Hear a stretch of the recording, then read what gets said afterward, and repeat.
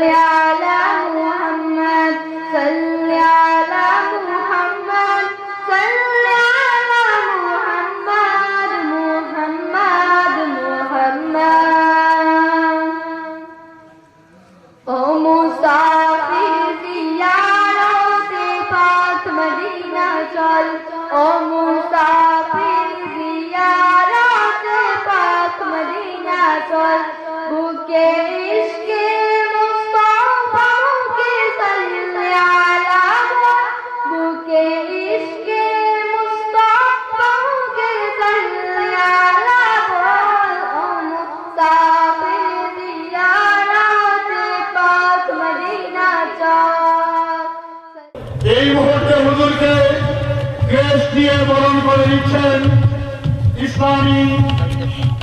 ইসলামী সেবা সংগঠনের নেতৃবৃন্দকে ক্রেস্ট উপহার দেওয়ার জন্য অনুরোধ করছে। এই মুহূর্তে ক্রেস্ট উপহার দেওয়া হলো। এবারে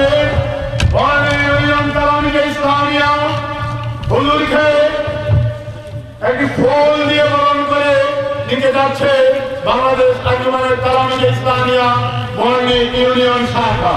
বর্ণি ইউনিয়ন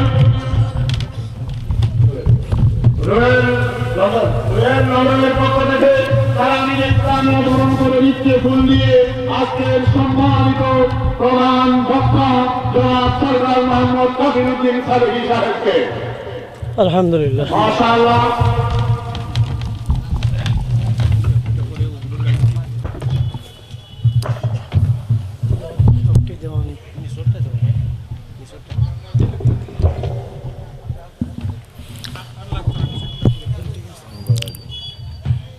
আসসালামু আলাইকুম ওয়া রাহমাতুল্লাহি ওয়া বারাকাতুহু।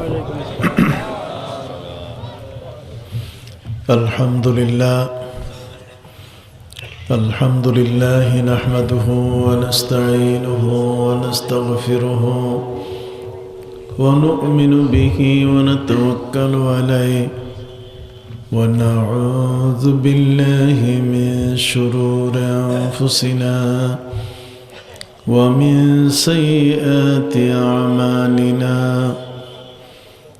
من يهد الله فلا مضل له ومن يضلله فلا هادي له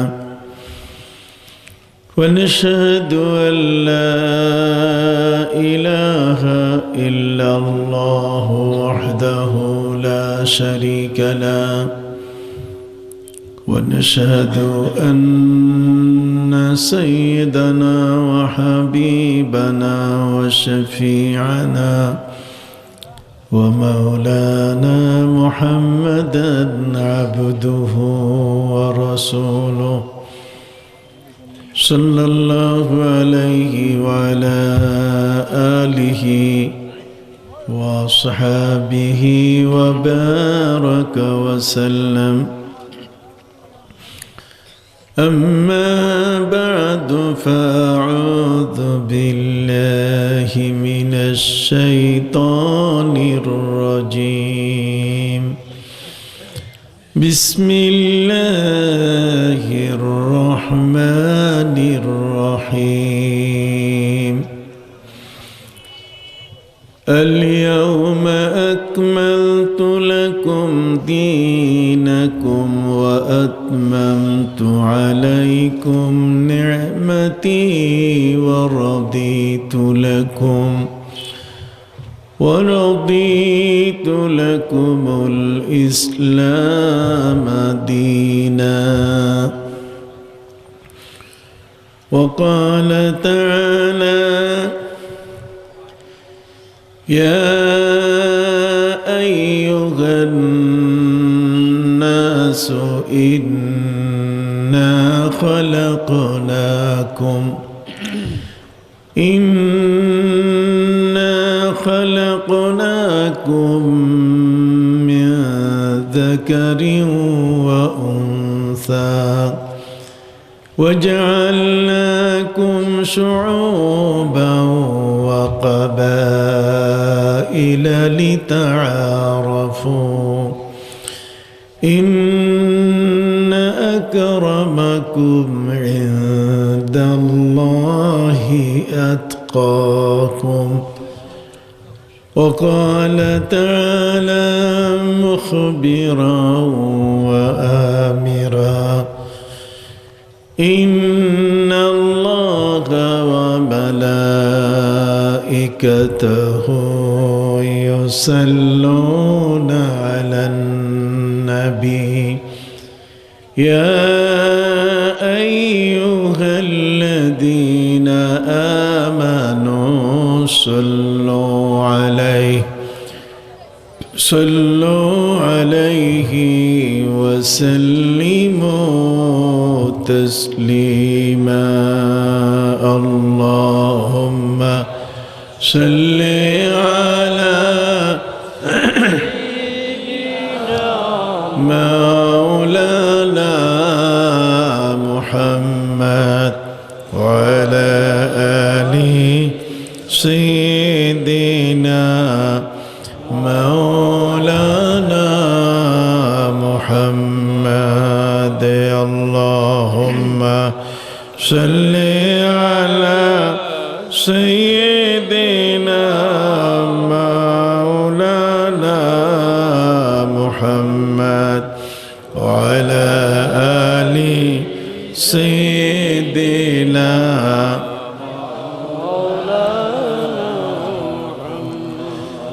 حبیب کبریا تم ہو امام انبیاء تم ہو حبیب کبریا تم ہو امام انبیاء تم ہو تمہیں چھوڑ کر کہاں جاؤں بتاؤ یا رسول اللہ اللہم صلی علی سیدنا مولانا محمد وعلی آل سیدنا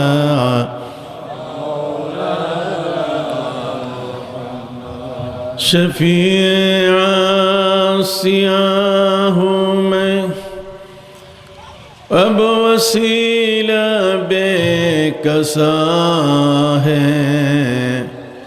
شفیع سیاہ تم ہو وسیلہ بے کسا تم ہو تمہیں چھوڑ کر کہاں جاؤں بتاؤ یا رسول اللہ اللہم صلی علی سیدنا مولانا محمد وعلی آل سیدنا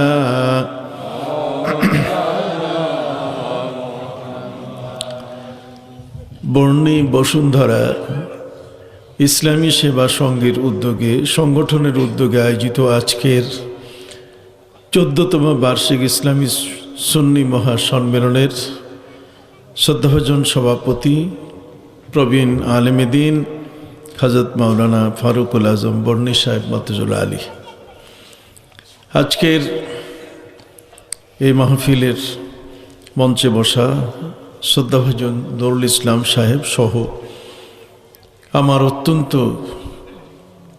শ্রদ্ধার জনাব হযরত মাওলানা সালেহ আহমদ কবির সাহেব এবং আজকের প্রধান অতিথি আল্লামা সাহেব কেবলা রহমতুল্লাহ আলাইহির অত্যন্ত আদরের নাতি হযরত আল্লামা আহমদ হাসান শাহান চৌধুরী সাহেব ফুলতলি মর্তুজা আলী আজকের এই মাহফিলের প্রধান আকর্ষণ মাওলানা মোহাম্মদ দেলোয়ার হোসেন সালেহী এবং আমন্ত্রিত ওলামা ইকরামের মধ্যে মাওলানা মুফতি বেলাল আহমদ, মুফতি জামিল হোসেন সালেহী সহ শ্রদ্ধাভাজন ওলামা ইকরাম, এলাকার বিশিষ্ট ব্যক্তিবর্গ, গুণীজন, কষ্ট স্বীকার করে আজকের এই শুভ সন্ধ্যায় উপস্থিত এলাকার মুরব্বিয়ানে এজাম, সমবসী ভাইরা, যুবক বন্ধুরা, স্নেহের এবং আদরের কচিকাচা শিশুরা, ইসলামিক ফাউন্ডেশন বাংলাদেশের সাথে সংশ্লিষ্ট ব্যক্তিবর্গ, বিশেষ করে যারা আজকে ক্রেশ দিয়ে আমাকে বরণ করলেন, বর্ণী বসুন্ধরা ইসলামী সেবা সংগঠনের কর্মীবৃন্দ এবং রুবেল আহমদ লন্ডনী সহ ইতালি প্রবাসী ও জামাল আহমদ ফ্রান্স প্রবাসী, তাদের পক্ষ থেকে যারা ফুলের তোড়া দিয়ে আমাকে সম্মান দান করলেন, আজকের এই মুহূর্তে আমন্ত্রিত অতিথিবৃন্দ, পর্দার আড়ালে মা ও বোনেরা, আসসালামু আলাইকুম ওয়া রাহমাতুল্লাহি ওয়া বারাকাতুহু। পবিত্র কোরআন মজিদের দুটো জায়গা থেকে আমি আপনাদের সামনে তেলাওয়াত করেছি। প্রথম যে আয়াতে কারিমা তেলাওয়াত করেছি সেটি হলো আল ইয়াউমা আকমালতু লাকুম দীনাকুম ওয়া আতমামতু আলাইকুম নি'মাতি ওয়া রাদিতু লাকুমুল ইসলামা দীনা। আল্লাহ বলেন আল ইয়াউমা আকমালতু লাকুম দীনাকুম, আজকের দিনে আমি তোমাদের জন্য ধর্মকে পরিপূর্ণ করে দিলাম। ওয়া আতমামতু আলাইকুম নি'মাতি, এবং আমার নেয়ামতকে তোমাদের উপরে পূর্ণ করে দিলাম। ওয়া রাদিতু লাকুমুল ইসলামা দীনা, এবং তোমাদের জন্য ইসলামকে আমি আমার মনোনীত ধর্ম হিসেবে স্বীকৃতি দিলাম। সম্মানিত সুধী, পবিত্র কোরআনের এই আয়াতটি নাজিল হয়েছে যখন আমাদের প্রিয় নবী সাল্লাল্লাহু আলাইহি ওয়াসাল্লাম আরাফাতের ময়দানে তিনি বিদায়ী ভাষণ দিচ্ছিলেন। আপনি জানেন নবী করিম সাল্লাল্লাহু আলাইহি ওয়াসাল্লাম আরাফাতের ময়দানের সেই বিদায় হজ, নবী করিম সাল্লাল্লাহু আলাইহি ওয়াসাল্লাম তার জীবনে হজ একমাত্র একটি হজ তিনি করেছেন। তার জীবনের সূচনা একটি হজ দিয়ে এবং সমাপ্তি আর একটি হজ দিয়ে। এই হজের পরে নবী করিম সাল্লাল্লাহু আলাইহি ওয়াসাল্লাম 81 দিন বেঁচে ছিলেন। অতএব নবী করিম সাল্লাল্লাহু আলাইহি ওয়াসাল্লাম যদি পৃথিবীতে বেঁচে থাকতেন, এরপরে অন্যান্য হজের তিনি লিড দিতেন, সেগুলো তিনি পরিচালনা করতেন। জীবনে তিনি একটি মাত্র হজ করেছেন। সেই হজের মধ্যে জাবালে রহমতের পাশে উটের পিঠে বসে আমাদের প্রিয় নবী সাল্লাল্লাহু আলাইহি ওয়াসাল্লাম যে ভাষণ দিয়েছিলেন, সেই ভাষণটির নাম হলো পবিত্র হজের বিদায়ী ভাষণ। নবী করিম সাল্লাল্লাহু আলাইহি ওয়াসাল্লামের এই হজটি ছিল হজ্জাতুল বিদা, আল হজ্জুল বিদা, তার মানে সর্বশেষ হজ। এর আগে তিনি বারবার হজ করেছেন এমনটা নয়। এই হজের ভাষণটি পৃথিবীতে ম্যাগনা কাটা হিসাবে সারা পৃথিবীর সকল মানুষের জন্য পথের দিশা দিয়েছে। প্রিয় নবী সাল্লাল্লাহু আলাইহি ওয়াসাল্লাম প্রায় 40টি বিষয়ের উপরে তিনি তার এই বিদায়ী ভাষণে গুরুত্বপূর্ণ বিষয়গুলো তুলে ধরেছিলেন, যেগুলো আজকের মুসলিম অমুসলিম পৃথিবীর যে কোনো শাসক এবং রাজন্যবর্গ তাদের জীবনের জন্যে একটি রাষ্ট্রের সুপাথেয় হিসাবে, একটি রাষ্ট্রের পরিচালনার ক্ষেত্রে পবিত্র এই বিদায় হজের ভাষণটি তারা তাদের একটি মাইল ফলক হিসাবে গ্রহণ করে থাকেন। সেই হিসেবে নবী করিম সাল্লাল্লাহু আলাইহি ওয়াসাল্লামের সেই বিদায় হজের ভাষণ এতই গুরুত্বপূর্ণ ছিল যে তিনি সেখানে নারীদেরকে পৃথিবীর মধ্যে সর্বোচ্চ সম্মান দান করেছেন। নারীরা কোনো ক্ষেত্রে যেন অবহেলার শিকার না হয়, তিনি তার এই পবিত্র ভাষণের মধ্যে বলে দিয়েছেন যে তোমরা নারীদেরকে আল্লাহর কালাম দিয়ে গ্রহণ করেছ, অতএব আল্লাহর কালাম দিয়ে যেহেতু তোমরা গ্রহণ করেছ, আল্লাহর কালামের নীতি নির্দেশনা অনুযায়ী যেন তোমরা তাদেরকে দেখে শুনে রাখো। খবরদার তাদের উপরে অত্যাচার করো না, তাদের গায়ে হাত দিও না। নবী করিম সাল্লাল্লাহু আলাইহি ওয়াসাল্লাম বলছেন, ওয়াস্তাউসু বিন নিসা, নারীদেরকে তোমরা উপদেশ দিয়ে বসে আনবে, গায়ে হাত তুলে বসে আনবে না। প্রিয় নবী সাল্লাল্লাহু আলাইহি ওয়াসাল্লাম সেখানে অধীনস্থ যারা, তাদের সাথে কি আচরণ করতে হবে এবং প্রতিবেশীর সাথে কি আচরণ করতে হবে, এই সকল বিষয় নিয়ে তিনি এক আন্তর্জাতিক মানের বক্তব্য রেখেছিলেন, যেই বক্তব্যটি প্রমাণ করে যে ইসলাম ধর্ম হচ্ছে একটি পূর্ণাঙ্গ ধর্ম। ইসলাম ধর্মের মধ্যে কোনো ত্রুটি বলতে কিছুই রাখা হয় নাই। প্রিয় নবী সাল্লাল্লাহু আলাইহি ওয়াসাল্লাম বিদায় হজের এই ভাষণে তিনি এক পর্যায়ে এসে আকাশের দিকে হাত তুলে বলছিলেন, আল্লাহুম্মা হাল বাল্লাগতু, আল্লাহুম্মা হাল বাল্লাগতু। আল্লাহ, আমি কি আমার উপরে অর্পিত দায়িত্ব, এটা কি আমি যথাযথভাবে পালন করেছি? আপনার পবিত্র কোরআনের বাণী যাদের কাছে পৌঁছানোর কথা, আমি তাদের কাছে সঠিকভাবে সেটি পৌঁছিয়েছি কিনা?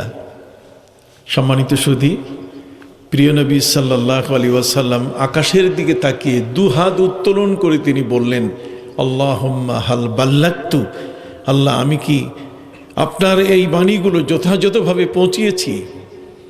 তখনই নাজিল হলো, আল ইয়াউমা আকমালতু লাকুম দীনাকুম ওয়া আতমামতু আলাইকুম নি'মাতি ওয়া রাদিতু লাকুমুল ইসলাম দীনা। আজকের দিন, আজকের এই বিদায় হজের এই দিনে ইসলাম ধর্মকে একটি পূর্ণাঙ্গ ধর্ম হিসাবে ঘোষণা দেওয়া হলো।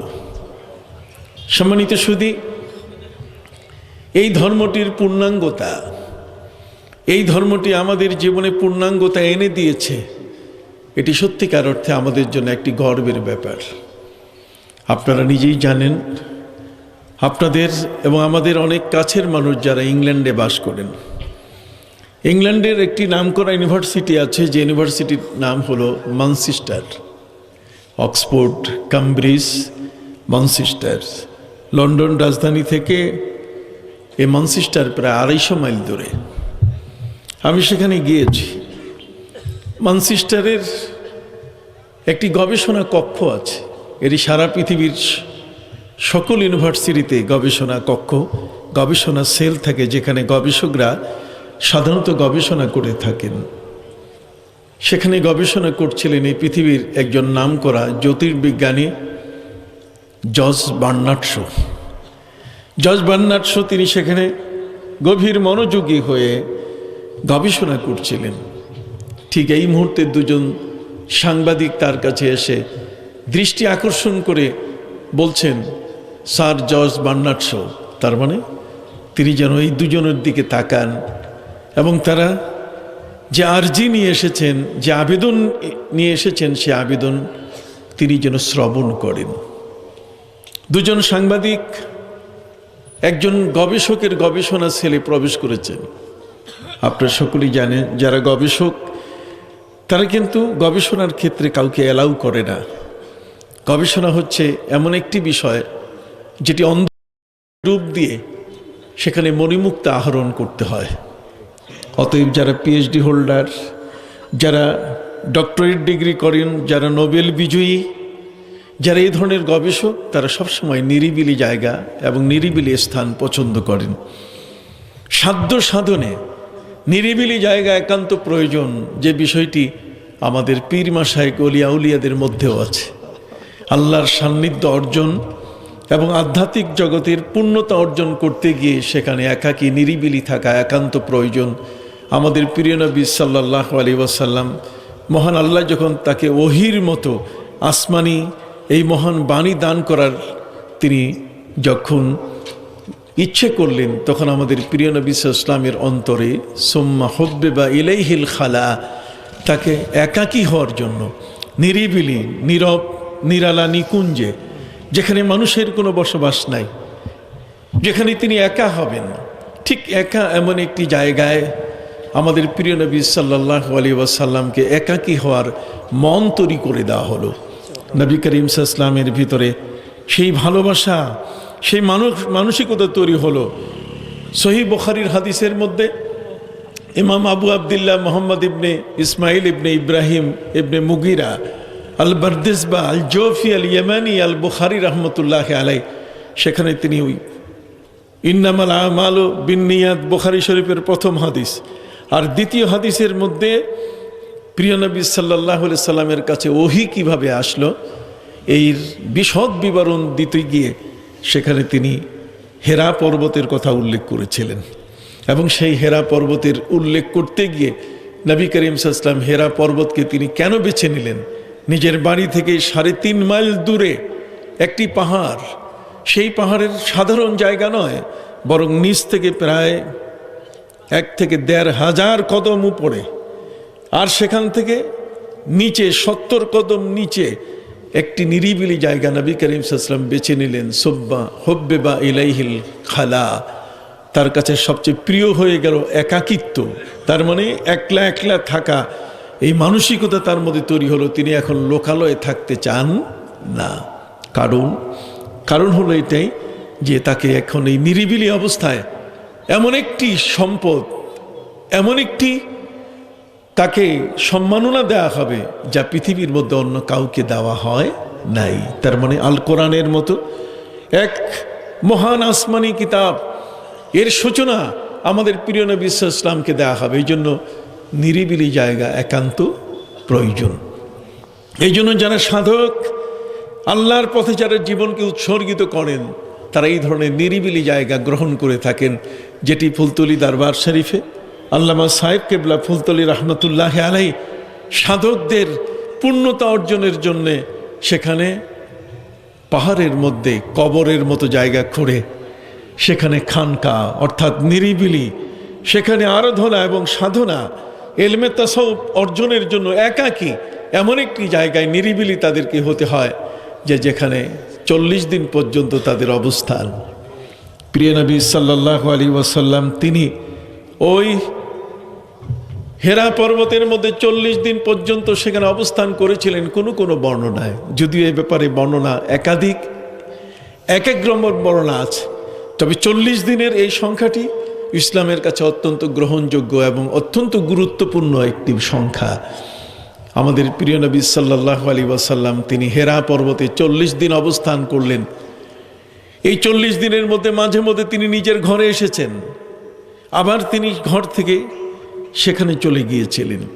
প্রিয় নবী সাল্লাল্লাহু আলাইহি ওয়াসাল্লামের খাবার সেখানে পৌঁছিয়েছিলেন হযরতে আম্মা জান খাদিজাতুল কুবরা রাদিয়াল্লাহু তাআলা আনহা। তার অবদান ইসলামের এই মহান ঐশী বাণী, এই পৃথিবীর মধ্যে যে ধর্মটির পূর্ণাঙ্গতা এসেছে পবিত্র কোরআনের মাধ্যমে, যেই ধর্মটির পূর্ণাঙ্গতা দেওয়া হয়েছে আমাদের প্রিয় নবী সাল্লাল্লাহু আলাইহি ওয়াসাল্লামের সেই আখলাকে আজিমা, খুলুকে আজিম, প্রিয় নবী সাল্লাল্লাহু আলাইহি ওয়াসাল্লামের সেই মহান পরিপূর্ণ আদর্শের কারণে সম্মানিত সুধী, সেই নবী সাল্লাল্লাহু আলাইহি ওয়াসাল্লাম তিনি একাকী হওয়া পছন্দ করলেন। একাকী এই জায়গাটিকে তিনি বেছে নিলেন হেরা পর্বতের গুহা। কেন? দুটো কারণ। একটি হলো যখন তিনি মা হারিয়ে এই পৃথিবীর মধ্যে জন্ম নিলেন, শুধুমাত্র বাবা হারিয়ে মা পেলেন, পৃথিবীতে জন্ম নিয়ে শুধু মাকে তিনি পেলেন। আর সেই মাকে পাওয়ার পরে 6 বছর পর্যন্ত তিনি মায়ের স্পর্শে ছিলেন। যদিও প্রথম 4 বছর হযরতে দাইমা হালিমাতুস সাদিয়ার নেগরানিতে তার দায়িত্বে তিনি লালিত হয়েছিলেন। 6 বছর বয়সে নবীজির মা দুনিয়া থেকে বিদায় নেন। এরপরে তিনি দাদার কাছে চলে আসেন। দাদার কাছে 6 বছর থেকে 8 বছর বয়স পর্যন্ত থাকেন। তার দাদা ছিলেন শরীয়তে ইসলামের উপরে, নবী ইব্রাহিম আলাইহিস সালামের শরীয়তের উপরে আমল পায়রা, ওজিফার উপরে আমল করা একজন মানুষ। খাজা আব্দুল মুত্তালিব নবী করিম সাল্লাল্লাহু আলাইহি ওয়াসাল্লামের শ্রদ্ধাভাজন দাদা, তিনি কিন্তু ইব্রাহিম আলাইহিস সালামের শরীয়তের উপরে তিনি আমল করতেন। কাবা ঘরে মূর্তি পূজা হতো, কিন্তু নবী করিম সাল্লাল্লাহু আলাইহি ওয়াসাল্লামের দাদা এবং এই বংশের মানুষ তারা মূর্তি পূজা করেন নাই, বরং তারা কাবা ঘরের চতুর্দিকে তারা তওয়াফ করতেন, সেখানে তারা ইতিকাফ করতেন।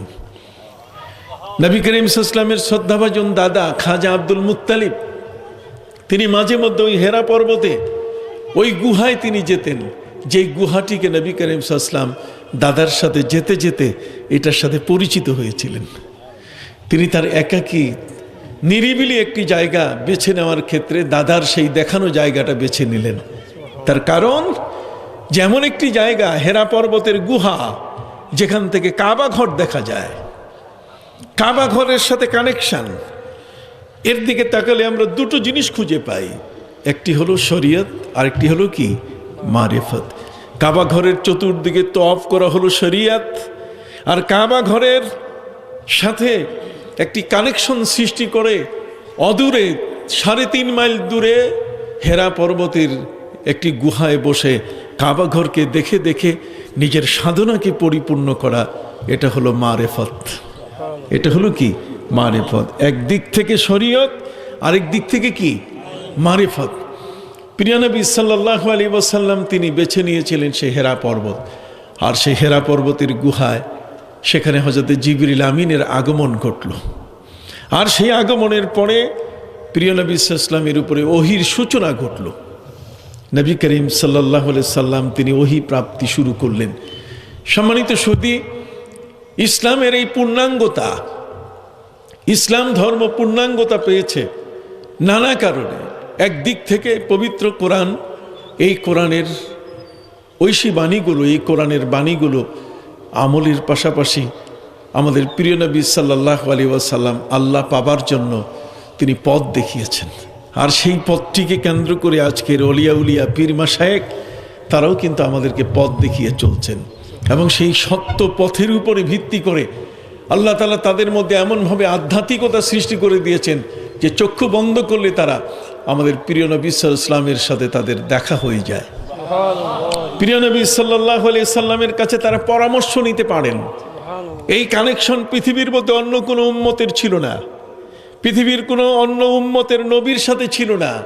কিন্তু উম্মতে মুহাম্মাদি আমরা যারা, আমাদের সাথে আমাদের প্রিয় নবীর কানেকশন এত বড় যে নবীজির সাথে যদি মহব্বতের কানেকশন যার যত বেশি, নেটওয়ার্ক যার যত শক্তিশালী, প্রিয় নবী সাল্লাল্লাহু আলাইহি ওয়াসাল্লাম তার কাছে তত আপন। চক্ষু বন্ধ করলে নবীর সাথে কি হয়ে যায়? দেখা হয়ে যায়। রসুল্লমা এই বাংলার জমিনে বসে নবী করিম সাল্লাল্লাহু আলাইহি ওয়াসাল্লামকে দেখা যায়। নবী করিম সাল্লাল্লাহু আলাইহি ওয়াসাল্লাম নিষেধ করেন নাই, তিনি বলেছেন মান রাআনি ফিল মানামে ফাকাদ রাআনি হাক্কা। যে ব্যক্তি আমাকে স্বপ্নে দেখলো সে আমাকে সত্যিই দেখেছে।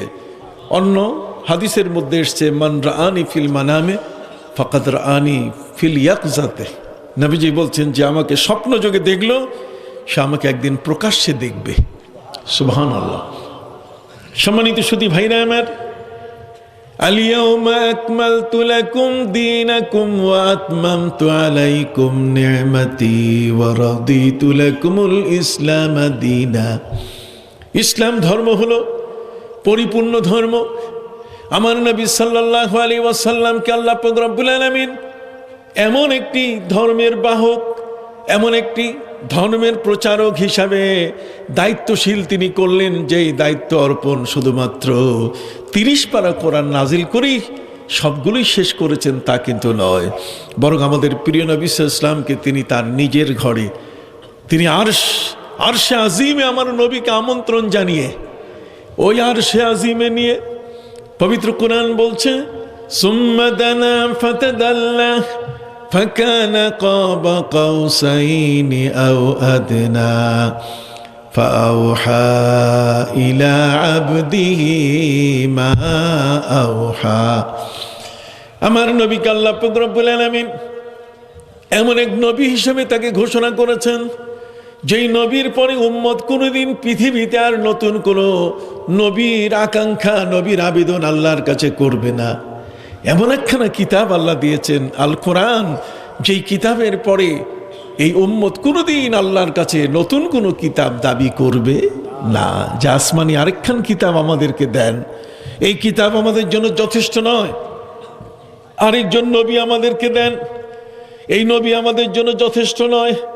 এই উম্মত কোনোদিন বলবে না, এই উম্মতের মনের মধ্যে কোনোদিন এই চাহিদাও সৃষ্টি হবে না যে আমাদের নবীর পরে আরেকজন নবী পৃথিবীতে আগমন প্রয়োজন ছিল। কথা বুঝতে পারছেন? নবীর দিক থেকে আমরা পরিপূর্ণ, আবার আসমানি কিতাবের দিক থেকেও আমরা কি পরিপূর্ণ। উম্মত হিসাবে আমরা পরিপূর্ণ, পৃথিবীর মধ্যে জাতি হিসাবে আমরা পরিপূর্ণ। পবিত্র কুরআন মজিদে আল্লাহ পাক রব্বুল আলামিন বলেন, وَكَذَلِكَ جَعَلْنَاكُمْ أُمَّةً وَسَطًا لِتَكُونُوا شُهَدَاءَ عَلَى النَّاسِ وَيَكُونَ الرَّسُولُ عَلَيْكُمْ شَهِيدًا। তোমরা হলে উম্মতে ওয়াসাতা, ইফরাদ এবং তাফরিদ, তোমরা বাড়াবাড়িতেও নাই আর শিথিলতাও নাই, তোমরা মধ্যপন্থী উম্মত। সুবহানাল্লাহ। কুনতুম খায়রা উম্মাতিন উখরিজাত লিন-নাস তা'মুরুনা বিল মা'রুফি ওয়া তানহাউনা 'আনিল মুনকার ওয়া তু'মিনুনা বিল্লাহ। তোমরা হলে পৃথিবীর মধ্যে শ্রেষ্ঠ উম্মত। উম্মত হিসাবে আমরা শ্রেষ্ঠ, জাতি হিসাবে আমরা পৃথিবীর মধ্যে একটি শ্রেষ্ঠ জাতি। কারণ হলো যে আমরা একজন পরিপূর্ণ নবী পেয়েছি। বাকি অন্য নবী পরিপূর্ণ ছিলেন না তা কিন্তু নয়, কিন্তু আমাদের নবী হলেন সারা জগতের মধ্যে 1,24,000 অথবা 2,24,000 নবী এবং রসুলের মধ্যে যত গুণাবলী আমার নবীর মধ্যে তার সবটি বিদ্যমান। সারা জগতের জ্ঞান ভাণ্ডার, পৃথিবীর মানুষের জন্য যত ধরনের জ্ঞান প্রয়োজন, আমরা যদি ইউনিভার্সিটি লেখাপড়া করি, আমরা যদি ঠিক এই ধরনের কোথাও কোনো বিশেষ জ্ঞান নিয়ে আমরা যদি চর্চা করি, এর উপরে ডিগ্রি নিতে চাই, আমরা যদি কৃষি সম্পর্কে বড় পণ্ডিত হতে চাই, তাহলে কৃষি বিশ্ববিদ্যালয়ে যেতে হয়। বিজ্ঞান সম্বন্ধে হলে বিজ্ঞান বিশ্ববিদ্যালয়ে যেতে হয়। আমরা যদি মরাকাটা বিজ্ঞান, স্বাস্থ্য বিজ্ঞান, অ্যানাটমি বিজ্ঞান, মানুষের স্বাস্থ্য বিজ্ঞান সম্বন্ধে জানতে গেলে তখন আমরা মেডিকেল কলেজে চলে যাই। কি বলেন ঠিক কিনা? কিন্তু আল্লাহ তাআলা আমাদের প্রিয় নবী সাল্লাল্লাহু আলাইহি ওয়াসাল্লামকে এত বিপুল পরিমাণে জ্ঞান দিয়েছেন যে পৃথিবীর মানব জীবনের জন্য যতগুলো জ্ঞানের দুয়ার আছে সব আমার নবীর জন্য আল্লাহ খুলে দিয়েছেন। আমার নবী হলেন একজন পরিপূর্ণ নবী, পরিপূর্ণ মহাজ্ঞানী, পরিপূর্ণ মহাবিজ্ঞানী।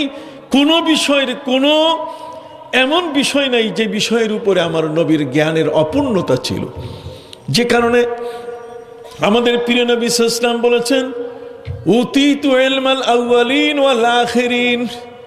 আগের এবং পরের, আমার সৃষ্টির আগে, আমার সৃষ্টির পরে জগতের মধ্যে যত ধরনের জ্ঞান আছে, আগের পরের সকল জ্ঞানের সব কিছু ভান্ডার আল্লাহ আমাকে দান করেছেন। এমন কোনো ইতিহাস নাই যে নবী আমি জানি না, আমি জানি না, এমন কোনো ইতিহাস নাই, এমন কোনো জ্ঞান নাই যে জ্ঞান আমার কাছে নাই। এই জন্য আমাদের প্রিয় নবী সাল্লাল্লাহু আলাইহি ওয়াসাল্লাম বলেছেন, সালু আন্নি উজিবু লাকুম।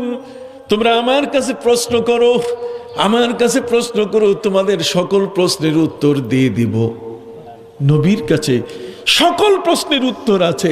এই বিষয়টি বড় কঠিন। আপনি জানেন আমাদের প্রিয় নবী সাল্লাল্লাহু আলাইহি ওয়াসাল্লাম যে মদিনা রাষ্ট্র তিনি প্রতিষ্ঠা করেছেন, তিনি তো রাষ্ট্র শাসক ছিলেন, তিনি তো দেশ পরিচালনা করেছেন।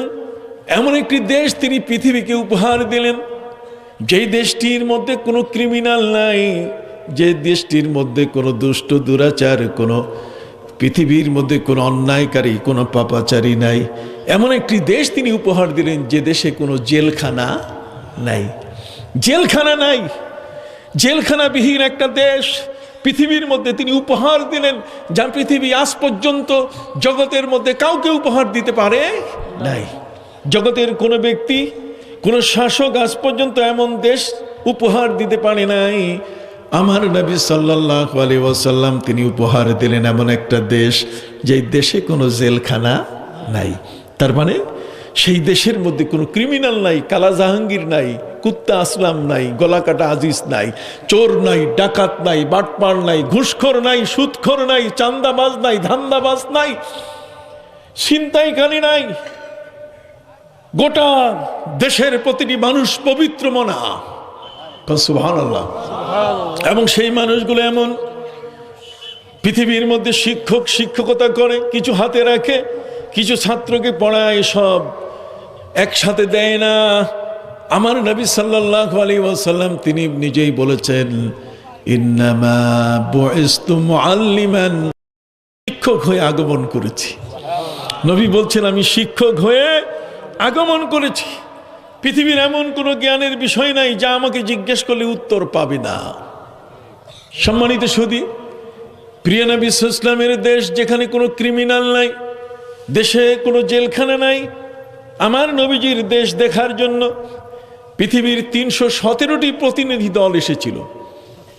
ভিজিটর সারা পৃথিবীর 317টি প্রতিনিধি দল নবীর দেশকে দেখার জন্য এসছে।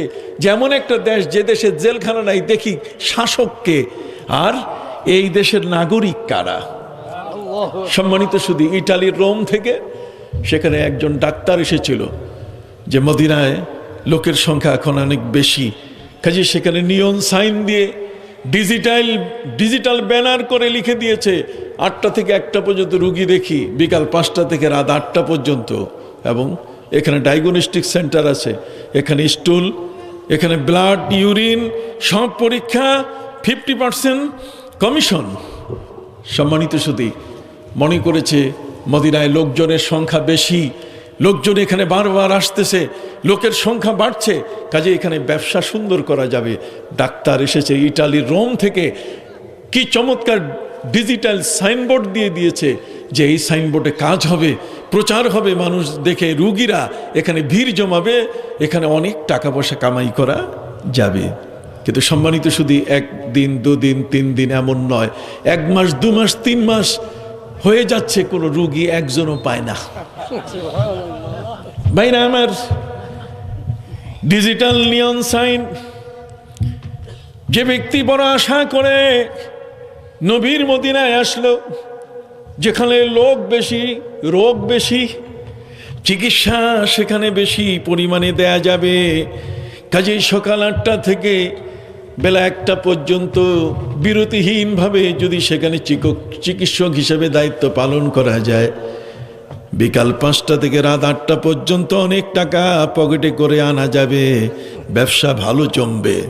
কিন্তু মদিনা মুনাওয়ারায় সেখানে এমন একজন ডাক্তার, ইটালি রোম থেকে, বিদেশি সাইনবোর্ড, বিদেশি ডিগ্রি, ফরেন সার্টিফিকেট, এগুলো সব আছে, FRCS, এমন একজন ডাক্তার, তিনি ডায়াগনস্টিক সেন্টার খুলেছেন, প্যাথোলজিক্যাল সব ব্যবস্থা সেখানে আছে। কিন্তু সম্মানিত সুধী, 1 মাস 2 মাস 3 মাস কোনো রোগী নাই।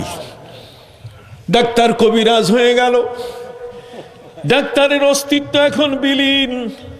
যেখানে বড় আশা করে এসেছে সে জায়গায় রোগী নাই, চিকিৎসার সবগুলো যন্ত্র জং ধরা শুরু করেছে, আস্তে আস্তে নষ্ট হওয়া শুরু করেছে। এখন সব গুটিয়ে যখন পালাবে, ওই গুটিয়ে পালাবার আগে সিদ্ধান্ত নিল যে মোহাম্মদ সাল্লাল্লাহু আলাইহি ওয়াসাল্লামের উম্মত যারা এই মদিনায় বসবাস করছে, তার সাহাবী, তাদেরকে জিজ্ঞেস করি, ওরা কি মারামারি করে না? ওদের কি নাক, ওদের হাত, এগুলো কি রক্তাক্ত হয় না? ওদের কি হাত ভাঙে না? ওদের কি গালের উপরে থাপ্পড় দেওয়ার কারণে দাঁত থেকে কি রক্ত পড়ে না? ওদের কি দন্ত শুল নাই? ওদের কি চক্ষু শুল নাই? ওদের কি পিত্ত শুল নাই? ওরা কি অসুস্থ হয় না? ওদের কি পেট খারাপ হয় না? ওদের কি লুজ মোশন হয় না? ওদের কি ডায়রিয়া হয় না? সম্মানিত সুধী, ডাক্তার আমার নবীর সাহাবায়ে কেরামকে ডেকে বলছে, হে মোহাম্মদ সাল্লাল্লাহু আলাইহি ওয়াসাল্লামের ভক্তরা, তোমরা বলো তো, বিদেশি ডাক্তার, ডিজিটাল সাইন আমি দিয়েছি, 8টা থেকে 1টা, 5টা থেকে 8টা পর্যন্ত আমি সেবা নিয়ে বসে আছি, অথচ একজনও আসে না। কারণ কি? তোমাদের কি চোখের ব্যথা হয় না? দাঁতের ব্যথা হয় না? পেটের ব্যথা হয় না? তোমার কি মারামারি করো না? ব্যান্ডিজ লাগে না? তখন নবী করিম সাল্লাল্লাহু আলাইহি ওয়াসাল্লামের সাহাবায়ে ইকরাম তারা বললেন, শোনো ডাক্তার, তুমি জানো না আমাদেরকে আল্লাহ তাআলা এমন এক নবী দিয়েছেন যিনি রহমতুল লিল আলামিন। তার ধর্ম, তার বাণী এতই পূর্ণাঙ্গ, তার বাণী শোনার পরে পৃথিবীর মানুষ আর অন্য কারো বাণী শুনতে চায় না। তিনি তাদের জন্য যে পথ্য দিয়েছেন, তাদের জন্য যে ফর্মুলা দিয়েছেন সেই ফর্মুলা এটা এমনই উপকারী ফর্মুলা, যেই ফর্মুলা পৃথিবীতে অন্য কেউ নতুন করে কিছু দিলে সেটা তারা গ্রহণ করতে চায় না। আমি মুম্বাইতে গেলাম। কোথায়? বোম্বাই। তো বোম্বাইতে গেলাম, যাওয়ার পরে আমার হার্টের একটু অসুবিধা ছিল। এমনিতে সিঙ্গাপুর যাওয়ার কথা, সিঙ্গাপুরও আমি গিয়েছি। তার আগে আমি বোম্বাইতে গেলাম কোনো এক সূত্র ধরে। সেখানে হার্টের হাসপাতালে ভর্তি হওয়ার সময় ডাক্তার প্রায় 13টি শর্ত দিলেন। এই 13টি শর্ত পালন করে আমাকে হাসপাতালে ভর্তি হতে হবে।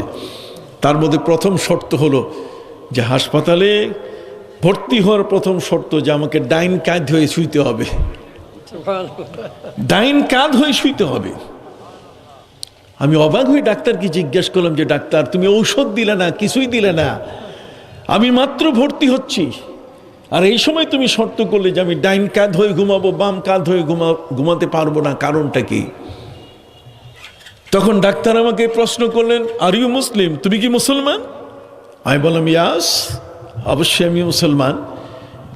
তখন ডাক্তার আমাকে বললেন যে তোমার প্রফেটস, তোমার নবী মুহাম্মদুর রাসূলুল্লাহ সাল্লাল্লাহু আলাইহি সাল্লাম কি বলেন নাই, তুমি কি শোনো নাই যে ডান কাতে যদি কোনো ব্যক্তি শোয় তাহলে তার হার্টের রোগ হবে না। ডান কাতে শুইলে পরে হার্টের রোগ তার হবে না। পবিত্র কোরআন মজিদ তোমাদের ক্ষেত্রে শিফার কথাগুলো বলে দিয়েছে।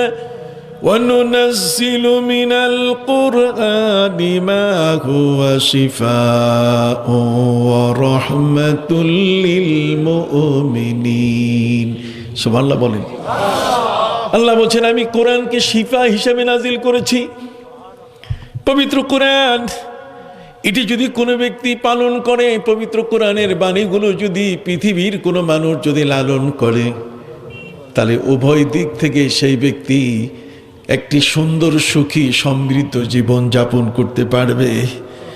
এটা শিফা, একদিকে তার ঈমানকে, একদিক থেকে তার আকীদা, তার বিশ্বাসকে যেমন সে পরিচ্ছন্ন, এটাকে যেমন পবিত্র রাখতে পারবে, পাশাপাশি এই কোরআনের বিধি বিধানগুলো যদি লালন করে, পালন করে, এটার পরিপালিত যদি হয়, তাহলে ওই সমাজের মধ্যে কখনো জেনা, ব্যভিচার, এটা অন্যায়, অবিচার, পাপাচার, কামাচার থাকবে না।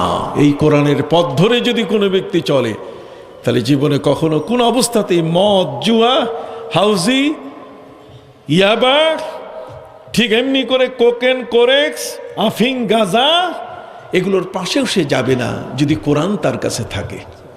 যেরকম সুবহানাল্লাহ। যে কারণে ভাইরা আমার, ম্যানচেস্টারের গবেষণা সেলের মধ্যে সেখানে জর্জ বার্নার্ড শো তিনি গবেষণা করছেন নিরিবিলি, কোনো লোককে তিনি এলাও করছেন না। সেই জায়গায় দুজন সাংবাদিক প্রবেশ করেছে। এই সাংবাদিকের অনুপ্রবেশ তিনি পছন্দ করেন নাই। জর্জ বার্নার্ড শো একজন অমুসলিম জ্যোতির্বিজ্ঞানী। দুজন সাংবাদিক পৌঁছে গেছেন তার গবেষণা সেলে।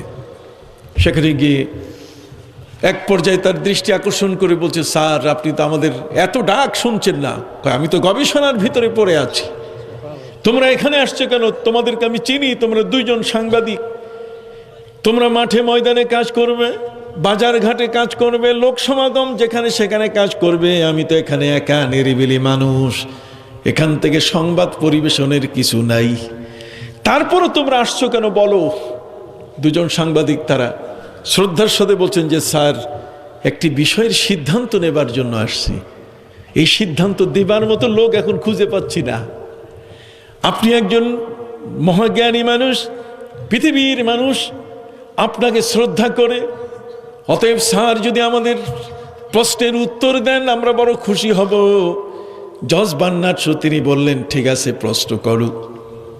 দুজন সাংবাদিক জানতে চাইলেন যে স্যার ইহুদিরা বলে তাদের ধর্ম শ্রেষ্ঠ, মুসলমানরা বলে তাদের ধর্ম শ্রেষ্ঠ, খ্রিস্টানরা বলে তাদের ধর্ম শ্রেষ্ঠ, হিন্দু সনাতন ধর্মাবলম্বী যারা তারা বলছেন তাদের ধর্ম শ্রেষ্ঠ ধর্ম, সবাই তো শ্রেষ্ঠত্বের দাবিদার। এই যে ঝগড়াটা, কেউ কাউকে পাত্তা দিতে চায় না। ওয়াকালাতিল ইয়াহুদু লাইসাতিন নাসারা আলা শাই ওয়াকালাতিন নাসারা লাইসাতিল ইয়াহুদু আলা শাই, ইহুদিরা বলছে খ্রিস্টানরা কিছু না, খ্রিস্টানরা বলছে ইহুদিরা কিছু না। এই যে পারস্পরিক দ্বন্দ্ব, ধর্ম আসলে শ্রেষ্ঠ কোনটা? যে কোনো একটা তো শ্রেষ্ঠ হবে, সবটাই তো শ্রেষ্ঠ হতে পারে না। জর্জ বার্নার্ড শো তিনি বললেন, এমন একটি জটিল এবং কঠিন প্রশ্ন তোমরা নিয়ে এসেছো, যদি আমি বলি সত্য কথা, তাহলে পৃথিবীর মানুষগুলো আমার প্রতি নিন্দা জ্ঞাপন করবে, নিন্দার ঝড় উঠবে, তারা আমাকে নিন্দা করবে। আর যদি আমি সত্য কথাটা না বলে যদি নীরব থাকি, চুপ করে যদি মুখ বুজে থাকি, চোখ বন্ধ করে থাকি, তাহলে আমার বিবেক আমাকে দংশন করবে। সারা জীবন ভর এই বিবেকের দংশনে আমি কঠিন পরিস্থিতির শিকার হব। অতএব দুটো বিষয়, একটি হলো যদি আমি সত্য কথা বলি নিন্দার ঝড় আসবে, আর যদি আমি চুপ থাকি তাহলে আমার নিজের জ্ঞানের দংশনে আমি অস্থির হয়ে যাব। দুজন সাংবাদিক বলেন, স্যার একটু বলেন পৃথিবীর মধ্যে শ্রেষ্ঠ ধর্ম কোনটা? জর্জ বার্নার্ড শোর কাছে প্রশ্ন। জর্জ বার্নার্ড শো তিনি বললেন, পৃথিবীর মধ্যে যে ধর্মটি শ্রেষ্ঠ সে ধর্মটির নাম হলো ইসলাম। এই ধর্মটির নাম ইসলাম। এই যে সত্য কথাটি বললাম, সারা পৃথিবী থেকে নিন্দা শুরু হয়ে যাবে আমার বিরুদ্ধে। আর যদি আমি এটা গোপন করি, ইসলাম ধর্মটা সত্য ধর্ম বিষয়টাকে যদি আমি গোপন করি, তাহলে সেটি আমার বিবেক আমাকে দংশন করবে যে একটা মহাসত্য কথা জানার পরও আমি এই বিষয়টি ব্যক্ত করি নাই, বিষয়টা আমি বলি নাই। দুজন সাংবাদিক তারা বলছে, স্যার আপনি ইসলাম ধর্মকে শ্রেষ্ঠ ধর্ম বললেন, বেশ ভালো কথা, কিন্তু আমরা জানতে চাই যে ইসলাম ধর্মটা পৃথিবীর মধ্যে শ্রেষ্ঠ ধর্ম, কারণটা কি স্যার বলতে হবে? কি কারণে আপনি এই ধর্মটাকে শ্রেষ্ঠ বললেন? তখন জর্জ বার্নার্ড শো তিনি বললেন যে মুসলমানের হাতে দুটো জিনিস আছে, একটা হলো মহাগ্রন্থ আল কোরআন, আর আছে তাদের মধ্যে বিশ্বজগতের শ্রেষ্ঠ নবী মুহাম্মদুর রাসূলুল্লাহ সাল্লাল্লাহু আলাইহি সাল্লামের আদর্শ। মহাগ্রন্থ আল কোরআন বিগিনিং টু এন্ড, এটার কভার টু কভার, এটার সূচনা থেকে সমাপ্তি পর্যন্ত, সূরা ফাতিহা থেকে সূরা নাস পর্যন্ত এমন কোনো বিষয় নাই মা ফাররাতনা ফিল কিতাবি মিন শাই। আল্লাহ বলেন আমি কোরআনের মধ্যে কোনো কিছুর আলোচনা বাকি রাখি। পৃথিবীর সব বিষয়ে আলোচনা আছে। বলবেন যে হুজুর গত 20 তারিখে আমেরিকার প্রেসিডেন্ট হিসেবে শপথ নিলেন জো বাইডেন, এই যে শপথটা নিলেন, এই শপথটা কি কোরআনে আছে? এই শপথটা কি ইসলামে আছে? কথা বল। আজকে আমাদের দেশের রাষ্ট্রপ্রধান, মহামান্য রাষ্ট্রপতি যখন ক্ষমতায় আসেন তখন তিনি শপথ নেন, মাননীয় প্রধানমন্ত্রী তিনি শপথ নেন, মন্ত্রী পরিষদ শপথ নেন, নিতে নিতে আমার মেম্বার সাহেব, আমাদের কাউন্সিলর, গ্রাম পর্যন্ত শপথের আওয়াজ আছে, চর্চা আছে কিনা? জোরে বলেন আছে কিনা? স্কুল কলেজ মাদ্রাসাগুলোতে সকালবেলায় যখন পিটি হয়, আমরা যখন আমাদের জাতীয় সঙ্গীত আমরা পড়ি, তখন সেখানেও কিন্তু শপথ পড়া হয়। কি বলেন ঠিক কিনা?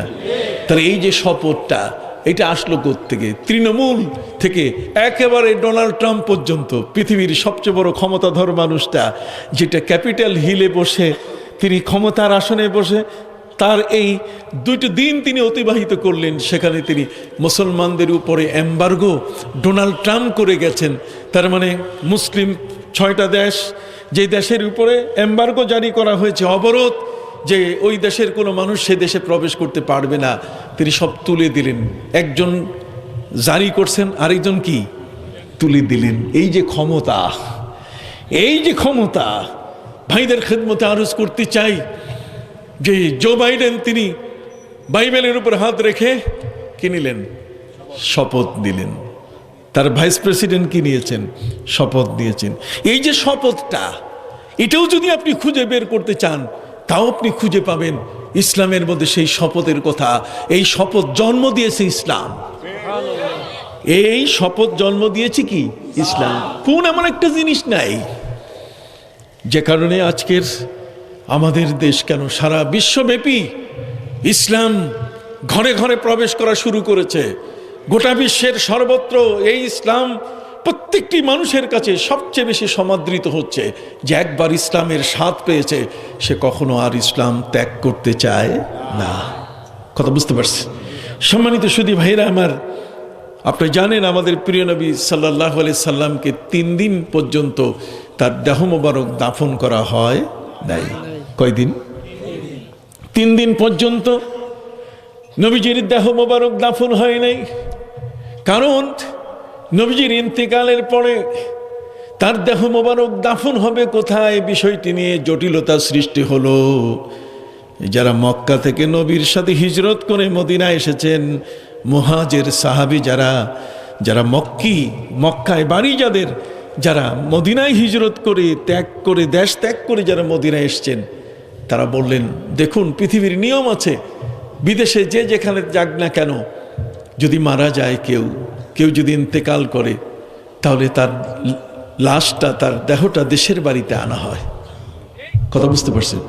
নবীজির জন্মস্থান হলো মক্কা, মাওলিদুর রাসূল আমার নবী সাল্লাল্লাহু আলাইহি সাল্লাম তিনি পবিত্র জন্মগ্রহণ করেছেন মক্কার জমিনে। অতএব মক্কার জমিনে আমার নবী জন্মগ্রহণ করার কারণে মুহাজির যারা, তাদের দাবি হলো যে নবীজির দেহ মোবারক আমরা মক্কায় নিয়ে যাব, কাবা ঘরের পাশে আমরা তাকে দাফন করব। একসাথে দুটো জিনিসের জিয়ারত হবে, কাবা ঘরেরও জিয়ারত হবে, নবীরও কি রওজার জিয়ারত হয়ে যাবে। কাজেই আমরা তাকে দাফন করব মক্কায়। তিনি মক্কায় জন্ম নিয়েছেন, কাজে মক্কায় তার দেহ মোবারক নিয়ে যাওয়া এটা আমাদের অধিকার। কিন্তু যারা মাদানী, যারা আনসার, যারা মদিনা মুনাওয়ারার অধিবাসী, তারা বললেন না, আমাদের নবীজির উপরে যখন অত্যাচার হচ্ছিল, তখন আমরা আকাবায় উলা, আকাবায় সানিয়া, জীবনের ঝুঁকি নিয়ে মদিনা থেকে আমরা একটি দল মদিনায় সেই সব মানুষের সাথে, যারা আমরা নবীকে পছন্দ করি, তাদের সাথে পরামর্শ করে আমরা মক্কায় এসেছিলাম। আমরা মক্কা নগরীতে প্রবেশ করতে পারি নাই, আমরা মিনার পাশে, ওই আকাবা, আমরা পাহাড়ের পাশে নবীকে সেখানে কষ্ট দিয়ে ডেকে এনে তার কাছে আমরা বায়াত গ্রহণ করে বলছি যে আমরা আপনার হাতে কালেমা পড়তে চাই। নবী কালেমা পড়াবার পর আমরা বলেছি, আপনার প্রতি যে নির্যাতন, যে অত্যাচার, এটা আমরা সহ্য করতে পারছি না, আপনি চলে আসেন আমাদের মদিনায়, আমরা ঘর দেব, বাড়ি দেব, আমরা অর্থ দেব, আমরা সহযোগিতা দেব, সাহায্য করব, সব ধরনের সুযোগ সুবিধা আমরা দেব। নবী করিম সাল্লাল্লাহু আলাইহি ওয়াসাল্লামের এই মদিনা মুনাওয়ারায় আসার ব্যাপারে আমরা তাকে আমন্ত্রণ জানিয়েছি। সুবহানাল্লাহ বলেন। কাজী আনসারী সাহাবী যারা, তাদের দাবি হলো নবীজিকে আমরা আমন্ত্রণ জানিয়েছি, ইভেন আমাদের আমন্ত্রণটাকে আল্লাহ কবুল করে নিয়েছেন। হিজরতের পূর্ব নবীজি যখন মক্কায় থাকা বড় কঠিন হলো, মক্কার কাফেররা যখন শাবে আবি তালেবে আমার নবীকে বন্দি করে ফেললো, নবীজির খাবার বন্ধ করে দিয়েছে, পানীয় বন্ধ করে দিয়েছে। বন্দিকে এইভাবে কষ্ট দেয় পৃথিবীর কোনো জেলখানায় এমনটা করা হয় নাই। আমার নবীকে তারা শাবে আবি তালেব, মক্কার জমিন থেকে 3.5 কিলোমিটার দূরে আবু তালেব উপত্যকায়, একটা পাহাড়ি গুহার পাশে একটা উপত্যকায় আমার নবীকে বন্দি করা হয়েছিল। আর নবী করিম সাল্লাল্লাহু আলাইহি ওয়াসাল্লামের সেই বন্দি অবস্থায় মক্কার এই কাফেররা একজোট হয়ে তারা নবীর খাবার বন্ধ করে দিয়েছিল, পানিও দেয় নাই, খাবারও দেয় নাই। খাবারের এত কঠিন অভাব, একটা খেজুর পর্যন্ত আমার নবী পর্যন্ত তারা পৌঁছতে দেয় নাই। ভাইরা আমার, নবী করিম সাল্লাল্লাহু আলাইহি ওয়াসাল্লাম তার সঙ্গী বন্দি সাহাবায়ে কিরাম গাছের পাতা খেয়ে খেয়ে জীবনযাপন করছিলেন, গাছের পাতা খেয়ে খেয়ে জীবনযাপন করছিলেন। মশকে পানি নাই, শেষ পর্যন্ত চামড়ার মশক, চামড়াগুলো ছিঁড়ে ছিঁড়ে নবীজি সাহাবায়ে কিরাম খেয়ে তারা বাঁচতেছিলেন। কত বড় নির্যাতন! পৃথিবীর মধ্যে এত বড় নির্যাতন কোনো বন্দির উপরে কেউ করে নাই। আমার নবীর উপরে যত বড় অত্যাচার করেছিল এই মক্কার কাফেররা।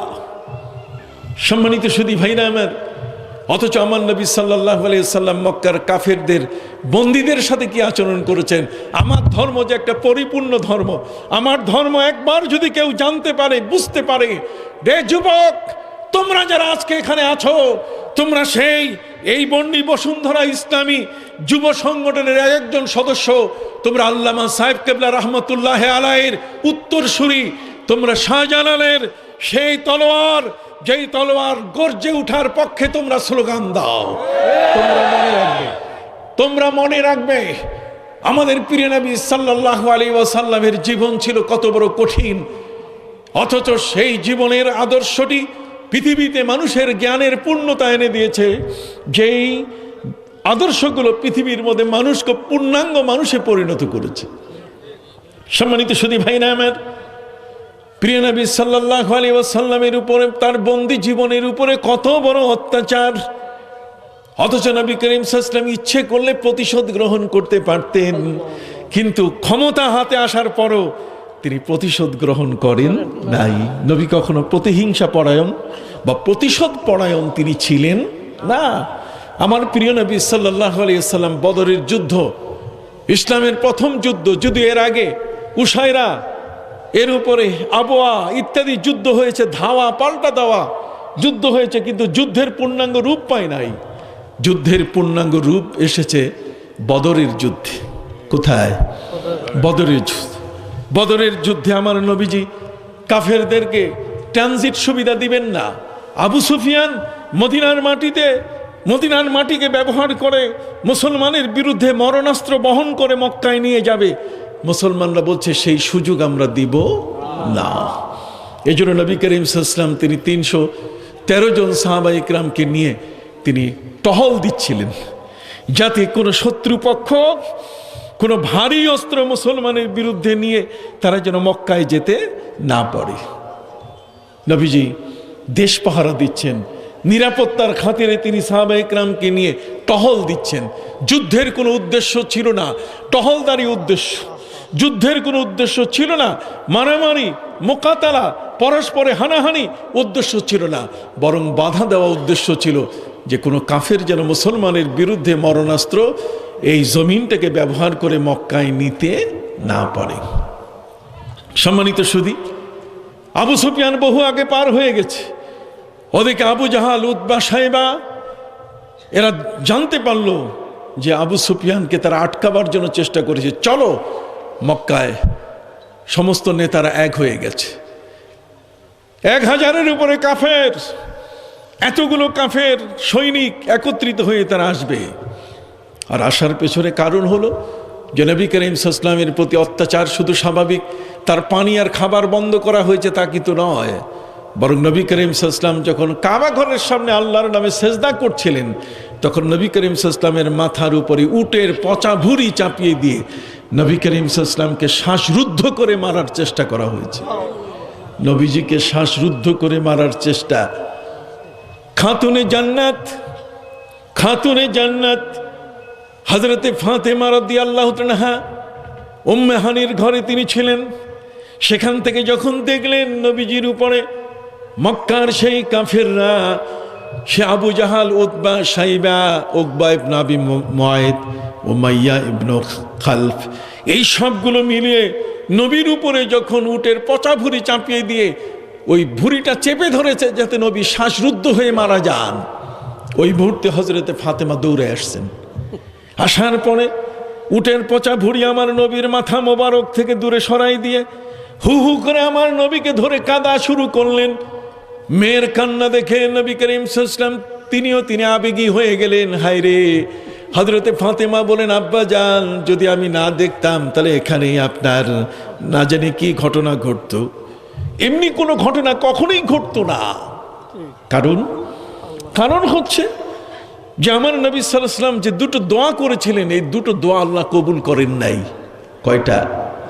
জোরে বলেন না কয়টা? নবীর দোয়া কবুল হয় না, এটা কেমন কথা? দুটো দোয়া কবুল হয় নাই। এর দুটো দোয়ার মধ্যে একটি হলো সুম্মা উক্তালু সুম্মা উহিয়া, সুম্মা উক্তালু সুম্মা উহিয়া। আমার নবীজি বলছিলেন যে আল্লাহ, আমার মনটা চায় যে আমি শহীদ হয়ে যাই, দিনের জন্য শহীদ হয়ে যাই, আবার আমাকে জিন্দা করে পাঠানো হোক, আবার আমি শহীদ হব, আবার আমাকে জিন্দা করে পাঠানো হোক। আল্লাহ তাআলা এই দোয়া কবুল করেন নাই। কেন?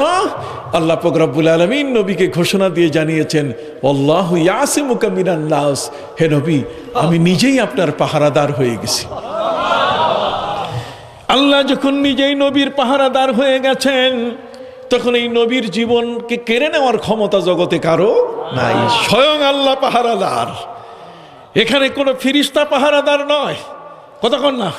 এখানে কোনো র্যাব, কোনো মিলিটারি, কোনো পুলিশ, কোনো আইন শৃঙ্খলা বাহিনীর কেউ নবীর পাহারাদার নয়, বরং নবীর পাহারাদার কে? হাত উঁচু করে বলেন কে? আরো বলেন কে? যখনই আয়াত নাজিল হলো, তখনই আমার নবী সাল্লাল্লাহু আলাইহি ওয়াসাল্লাম তিনি পাহারাদার উঠাই দিলেন। যার কোনো পাহারাদার আমার দরকার নাই। ইস্তাওয়ানাত হারেস, মদিনা মুনাওয়ারায় সেখানে পাহারাদারের একটা আলাদা খুঁটি আছে। এই পাহারাদারের যে খুঁটিটা, সম্মানিত সুধী, আমার প্রিয় নবী সাল্লাল্লাহু আলাইহি ওয়াসাল্লাম বললেন, রে পাহারাদার তোমার প্রয়োজন নাই, আল্লাহ নিজেই আমার পাহারাদার হয়ে গেছেন। অতএব যেই নবীর পাহারাদার আল্লাহ হয়ে যান, সেই নবীকে উটের পচা ভুঁড়ি চাপাই দিয়া সেই নবীর দিকে তীর নিক্ষেপ করে, অথবা সেই নবীকে দেশ থেকে বিতাড়িত করে, নবী সাল্লাল্লাহু আলাইহি ওয়াসাল্লামকে দেশ থেকে বের করে দিয়ে কোনোদিন নবীকে জীবনে শেষ করা যাবে না। নবী করিম সাল্লাল্লাহু আলাইহি ওয়াসাল্লামের বন্দি জীবনে তার খাবার বন্ধ করেও তাকে জীবনে শেষ করা যাবে না, যেহেতু আল্লাহ তাআলা সেই নবী সাল্লাল্লাহু আলাইহি ওয়াসাল্লামের নিজেই কি হয়েছেন? পাহারাদার হয়ে গেছেন। সুবহানাল্লাহ বলেন। আর দ্বিতীয় নম্বর দোয়া, যে আমার উম্মত যেন ঝগড়া না করে। আল্লাহ বলছেন এটা পরে কবুল করব, এই জন্য আমরা ঝগড়া করি, আমাদের মধ্যে ঝগড়াটা একটু কি বেশি। সম্মানিত সুধী ভাইরা আমার নবী সাল্লাল্লাহু আলাইহি ওয়াসাল্লাম কোনোদিন প্রতিহিংসা পরায়ণ ছিলেন না। আমাদের ধর্মটা পূর্ণাঙ্গ ধর্ম কেন? জর্জ বার্নার্ড শো তিনি তার গবেষণা সেল থেকে দুজন সাংবাদিককে তিনি উত্তর দিচ্ছেন যে পৃথিবীর মধ্যে শ্রেষ্ঠ জাতি হলো কে? মুসলমান। কথা বলেন কে? পৃথিবীর শ্রেষ্ঠ ধর্ম হলো ইসলাম। মুসলমান পৃথিবীর শ্রেষ্ঠ জাতি। কারণ হচ্ছে এদের কাছে দুটো সম্পদ আছে, একটি হলো মহাগ্রন্থ আল কোরআন, আরেকটি হলো এই বিশ্বজগতের সকল নবীর সরদার সৈয়দুল আম্বিয়া ওয়াল মুরসালিন, আমাদের প্রিয় নবী মুহাম্মদুর রাসূলুল্লাহ সাল্লাল্লাহু আলাইহি ওয়াসাল্লাম। এই দুটো আদর্শ তাদের কাছে আছে, যে কারণে এরা কখনো পরাজিত হবে না, এরা পূর্ণাঙ্গতার রূপ পাবে। আর এই দুটোকে আঁকড়ে ধরে আছেন আমাদের পীর মাশায়েখ আল্লামা সাহেব কেবলা রহমতুল্লাহি আলাইহির মতো ব্যক্তি। এই দুইটাই তো শক্তি, কি বলেন ঠিক কিনা? এই জন্য পৃথিবীর যত বেদিন, খ্রিস্টান বলেন, ইহুদি বলেন, যত অন্য ধর্মের যারাই বলেন না কেন, তাদের পুরা ষড়যন্ত্র হচ্ছে যে আমাদের থেকে এই কোরআনকে দূরে সরায় দেওয়া, আমাদের থেকে নবীর আদর্শটাকে দূর করে দেওয়া। কথা বুঝতে পারছেন? কোরআন এবং আদর্শ যেন কোনো মতেই দূর না হয়, এই জন্য আউলিয়া ইকরাম নিজে নিজে মাদ্রাসা করেছেন। একদিক থেকে তারা ওই কোরআনের শিক্ষাটাকে অব্যাহত রেখেছেন। ফুলতলি, বাদে দাওরাইল, সারসিনা, দারুস সুন্নাহ, এই সমস্ত হাজার হাজার লক্ষ লক্ষ মাদ্রাসা প্রতিষ্ঠা করেছেন, কারণ কোরআনকে প্রতিষ্ঠিত রাখতেই হবে। আর আউলিয়া ইকরাম নবীর চরিত্রে, নবী করিম সাল্লাল্লাহু আলাইহি ওয়াসাল্লাম যেমন মহান আদর্শের মহান রসূল ছিলেন, সেই আদর্শটাকে অনুসরণ করে এ সমস্ত অলিয়া উলিয়া পৃথিবীর মধ্যে এমন এক অবস্থানে চলে এসেছেন, চক্ষু বন্ধ করে নবীজির সাথে তাদের দেখা হয়ে যায়। যেরকম সুবহানাল্লাহ, চক্ষু বন্ধ করে নবীজির সাথে কি হয়? দেখা হয়ে যায়। তারা হলেন রসূল নোমা। এই জন্য আমি আমার ভাইদের খেদমতে আরজ করতে চাই, আমার ধর্ম হলো শ্রেষ্ঠ ধর্ম। এই শ্রেষ্ঠ ধর্মের আদর্শ ওইটা দেখে আজকে টিকিওয়ালারা টুপিওয়ালা হয়ে গেছে। কথা বল না? যার মাথায় কি ছিল? টিকি ছিল, তারা কি হয়েছে? টুপিওয়ালা হয়ে গেছে। ধুতিওয়ালারা তারা লুঙ্গিওয়ালা মুসলমান হয়ে গেছে। যেরকম সুবহানাল্লাহ, এই সমস্ত মহান ব্যক্তি তারা কিন্তু আদর্শগত দিক থেকে কখনো পিছিয়ে ছিলেন না। দু একটা উদাহরণ আপনাদেরকে দেই। আমাদের প্রিয় নবী সাল্লাল্লাহু আলাইহি ওয়াসাল্লাম যখন বদরের যুদ্ধে তিনি কোনো প্রস্তুতি নেন না, আমি আগেই বলেছি যে টহল ছিল, পাহারাদারি ছিল, যুদ্ধ উদ্দেশ্য ছিল না। ওদিকে আমার নবী সাল্লাল্লাহু আলাইহি সাল্লাম মক্কায় যখন ছিলেন, তখন সেজদা করা অবস্থায় নবী সেজদা করে তার দোকানের হিসাব করতেন না। নবী সেজদা করলে তো মুস্তাগরাক ফিত তাওহীদ, আল্লাহর একত্ববাদের মহাসাগরে তিনি ডুবে যেতেন। ঠিক ওই মুহূর্তে তারা নবীর মাথার উপরে উটের পচা ভুঁড়ি চাপিয়ে দিয়েছিল। হযরতে ফাতেমা রাদিয়াল্লাহু আনহা যখন উটের পচা ভুঁড়ি সরাই দিলেন, নবীকে জড়িয়ে যখন কান্না শুরু করলেন, তখন নবী করিম সাল্লাল্লাহু আলাইহি ওয়াসাল্লাম নিজেই আবেগী হয়ে মেয়ের কান্না, কাফেরদের অত্যাচার, এই কঠিন অবস্থায় নবী করিম সাল্লাল্লাহু আলাইহি ওয়াসাল্লাম কাবা ঘরের দিকে আঙ্গুল এইভাবে ইশারা করে বললেন, আল্লাহুম্মা আলাইকা বিআবি জাহাল, আল্লাহুম্মা আলাইকা বিশাইবা, আল্লাহুম্মা আলাইকা বিউতবা, আল্লাহুম্মা আলাইকা বিউকবা ইবনে আবি মুআইদ, আল্লাহুম্মা আলাইকা বিউমাইয়া ইবনে খালদ। নবী করিম সাল্লাল্লাহু আলাইহি ওয়াসাল্লাম তিনি আল্লাহর কাছে নালিশ করা শুরু করলেন, এজহার, সাধারণ ডায়েরি করলেন। এই যে থানায় এজহার করে না, তো সারা এজহার করে, এটা তো ইসলাম থেকে আসছে, এটা মুসলমানের থেকে এসছে, আমার নবীর থেকে এসছে, তার মানে নালিশ করা। এজহার শব্দের অর্থ হচ্ছে কোনো কিছু বিষয়কে প্রকাশ করে কারো কাছে দায়ের করা। অতএব আমাদের প্রিয় নবী সাল্লাল্লাহু আলাইহি ওয়াসাল্লাম আল্লাহর কাছে নালিশ করলেন, আল্লাহুম্মা আলাইকা বিআবি জাহাল, আল্লাহ আবু জাহাল তোমার হাতে তুলে দিলাম। আবু জাহাল আমার মাথার উপরে উটের পচা ভুঁড়ি চাপিয়ে দিয়েছে। রে প্রভু, উতবা সাহেবা আমার নবী সাল্লাল্লাহু আলাইহি ওয়াসাল্লামের দুই কন্যাকে তালাক দিয়েছে, কত বড় অত্যাচারী! নবীর কন্যা দুজনকে তালাক দিয়েছে উতবা সাইবা। শুধু তাই নয়, বরং উকবা ইবনে আবি মুআইদ, এই উটের পচা ভুঁড়ির পুরো আয়োজনকারী হলো এই দুষ্টটা। এই দুষ্ট মানুষটা নবীর মাথার উপরে উটের পচা ভুঁড়ি চাপাই দিয়েছে।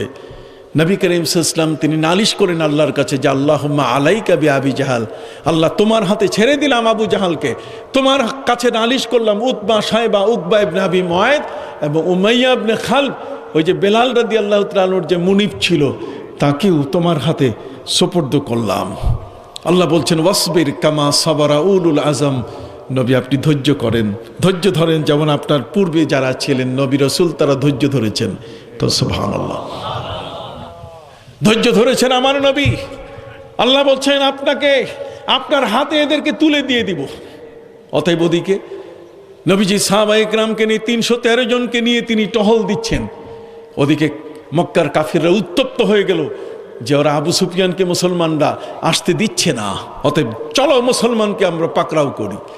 আবু জাহাল, উতবা সাইবা, উকবা ইবনে আবি মুআইদ, ওই যেগুলো উটের পচা ভুঁড়ি চাপাই দিয়েছে, এদেরকে সাথে যোগাযোগ করে বলছে চলো মোহাম্মদকে জীবনের স্তরে শেষ করে দেই, চলো আমরা আমাদের বদর পর্যন্ত যেতে হবে।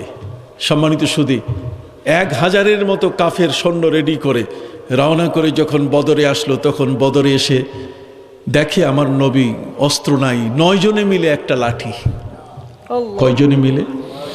9 জনে মিলে একটা লাঠি। তার মানে মুসলমান যুদ্ধাংদেহী না, লড়াই লড়াই লড়াই চাই, লড়াই করে বাঁচতে চাই, এটা আমাদের স্লোগান না, আমরা হচ্ছে আদর্শের স্লোগান। আল্লামা সাহেব কিবলা রহমতুল্লাহি আলাইহি এই জমিনের মধ্যে প্রতিদিন 12 থেকে 14 বার, কোনো কোনো ক্ষেত্রে 20 বার পর্যন্ত এক জায়গা থেকে আরেক জায়গা প্রত্যেকের ঘরে ঘরে ইসলামকে প্রচার করে গেছে। আউলিয়া কেবার নবী করিম সাল্লাল্লাহু আলাইহি ওয়াসাল্লামের আদর্শের উপরে জীবনের সময়গুলোকে কুরবান দিয়েছে। এর আরাম আয়েশ, নিজের শান্তি সবকিছুকে বিসর্জন দিয়ে আল্লাহর দ্বীন প্রচারের ক্ষেত্রে তারা একটু কখনো কোনো কারো সাথে আপোষ করেন নাই। যার ফলশ্রুতিতে আজকে আমাদের মাথায় টুপি, যার ফলশ্রুতিতে আজকে মুখে দাড়ি, যার ফলশ্রুতিতে আজকে আমাদের ঘরে পর্দা, যার ফলশ্রুতিতে আজকে আমাদের মসজিদ, আমাদের মাদ্রাসা, কি বলেন ঠিক না? এগুলো তো তাদের ত্যাগ। যুগ জামানা পাল্টে দিতে চাই না অনেকজন, একটি মানুষ আনতে পারে জাতির জাগরণ। একটি মানুষ বিপদকালে বাঁচায় কাফেলায়, ক্ষুদ্র ডিঙ্গা বাঁচায় জাহাজ অসীম দরিয়ায়। এমনি করে চলছে হোতায় রাত্র দিনমান, এমনি করে চলছে হোতায় রাত্র দিনমান। একটি বাতি জ্বালতে পারে 1000 বাতির প্রাণ। কাজে একজন আল্লামা সাহেব কেবলা দিয়ে এখন লক্ষ কোটি সাহেব কেবলা তৈরি হয়ে গেছে। শুধু বাংলার মাটিতে নয়, বরং বাংলার জমিন ছাড়া ওই ইংল্যান্ড, ইউরোপ, অস্ট্রেলিয়া, আরব আমিরাত, আজকের আমেরিকা, সর্বত্র আঞ্জুমানে আল ইসলাহ, আজকে দারুল কেরাত, মজিদিয়া ফুলতলি ট্রাস্ট, দারুল কেরাত, এগুলো হচ্ছে কেন হয়েছে? নবীর আদর্শের উপরে ভিত্তি করে।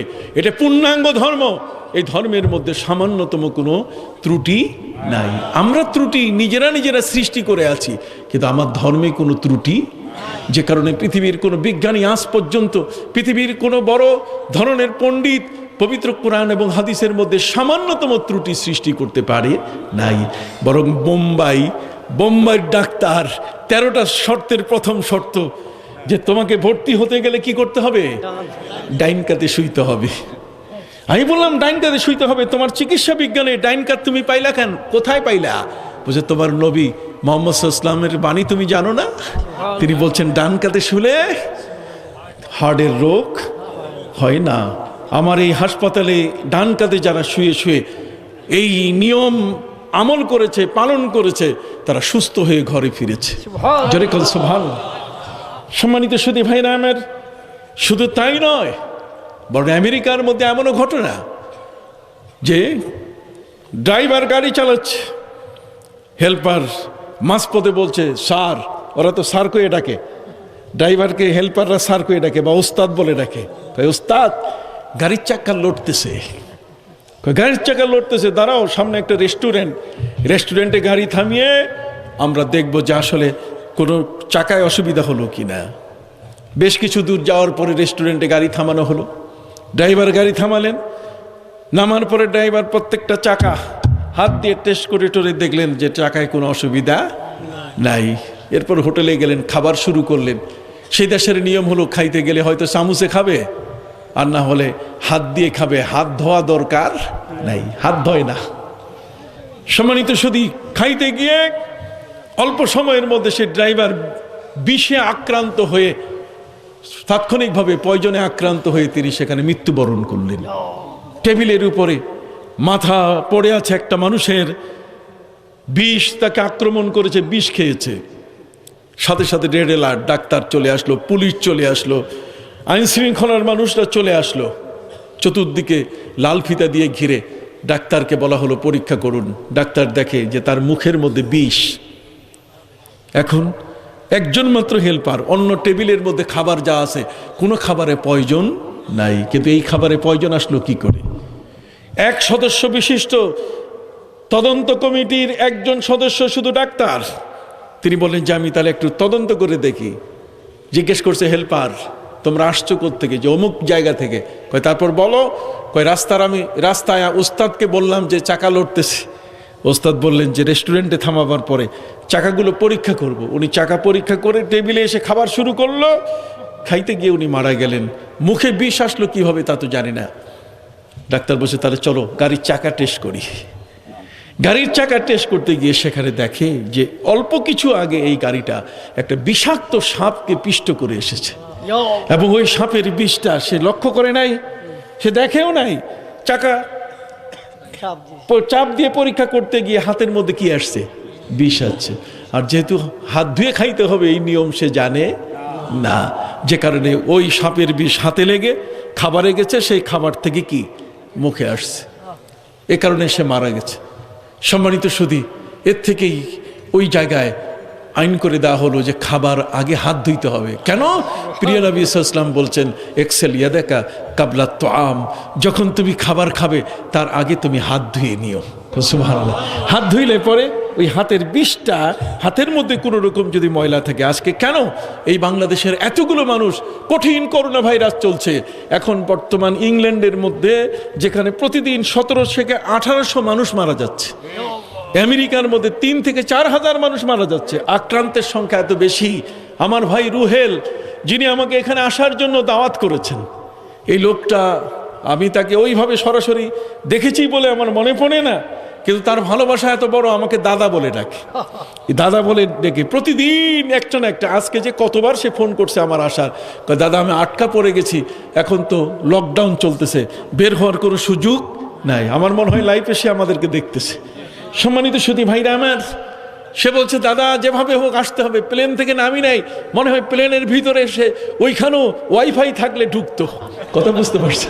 ওয়াইফাই থাকলে ঢুকতো। যে আপনি এখন কোথায়, প্লেনে কোন সিটে পড়ছেন, তাও আমি তাকে দেখাতে পারলে আরো খুশি হতো।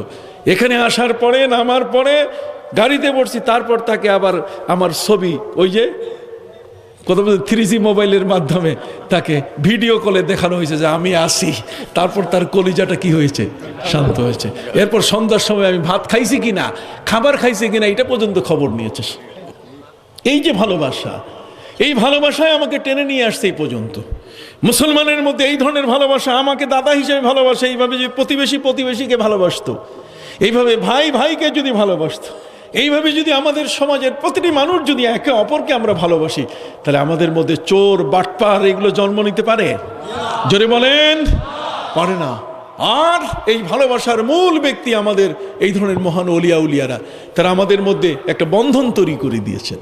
কি বলেন? যদি আল্লামা সাহেব কেবলার মতো ব্যক্তি, ওই ধরনের মহান আউলিয়া ইকরামরা যদি না আসতেন, তাহলে যারা বোমা মেরেছিল ওই শাহজালাল রহমতুল্লাহ আলাইহির দরগায়, কি বলেন ঠিক কিনা, যারা তাদের বক্তৃতায় মানুষকে উস্কিয়ে দিয়েছিল যেটা দরগা নয় বরং এটা দুর্গা, যারা আল্লামা সাহেব কেবলা রহমতুল্লাহ আলাইহি যেখানে আলেমদের কামেল পাশের সার্টিফিকেটের জন্য লং মার্চ করার জন্য এতগুলো গাড়ি রেডি করেছেন, সরকারের কাছে একজন ওলিয়া উলিয়ার দাবি যে আলেমদেরকে সম্মান দিতে হবে, তাদেরকে মাস্টার্সের মান দিতে হবে। আর সেটাকে ব্যঙ্গ করেছে একদল মানুষ যে উনি লং মার্চ করছেন না, উনি ঢং মার্চ করতেছেন। আল্লাহ তাআলা তাদের পরিণতি ভালো রাখেন নাই, কথা বলেন, তাদের পরিণতি ভালো রাখেন। কারণ মান আদ আলী ওয়ালিয়ান ফাকাদ আযানতুহু বিল হারব, যদি কোনো ব্যক্তি আমার ওলির সাথে দুশমনি শুরু করে, তাহলে আমি আল্লাহ নিজেই মাঠে যুদ্ধে নেমে যাই, তখন সে পরাজিত হতে বাধ্য। জোরে বলেন, সে পরাজিত হতে কি বাধ্য। কথা বুঝতে পারছেন?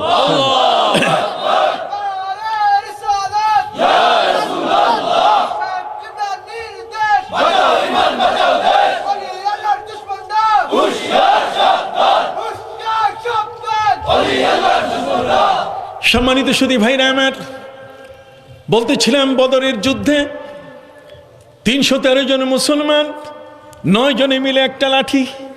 কয়জনে মিলে? এই যুদ্ধের ফলাফল কত খারাপ হতে পারে। সম্মানিত সুধী, ওরা 1000, ওরা চৌকস, ওরা অস্ত্র ব্যবহার করার ব্যাপারে পারদর্শী।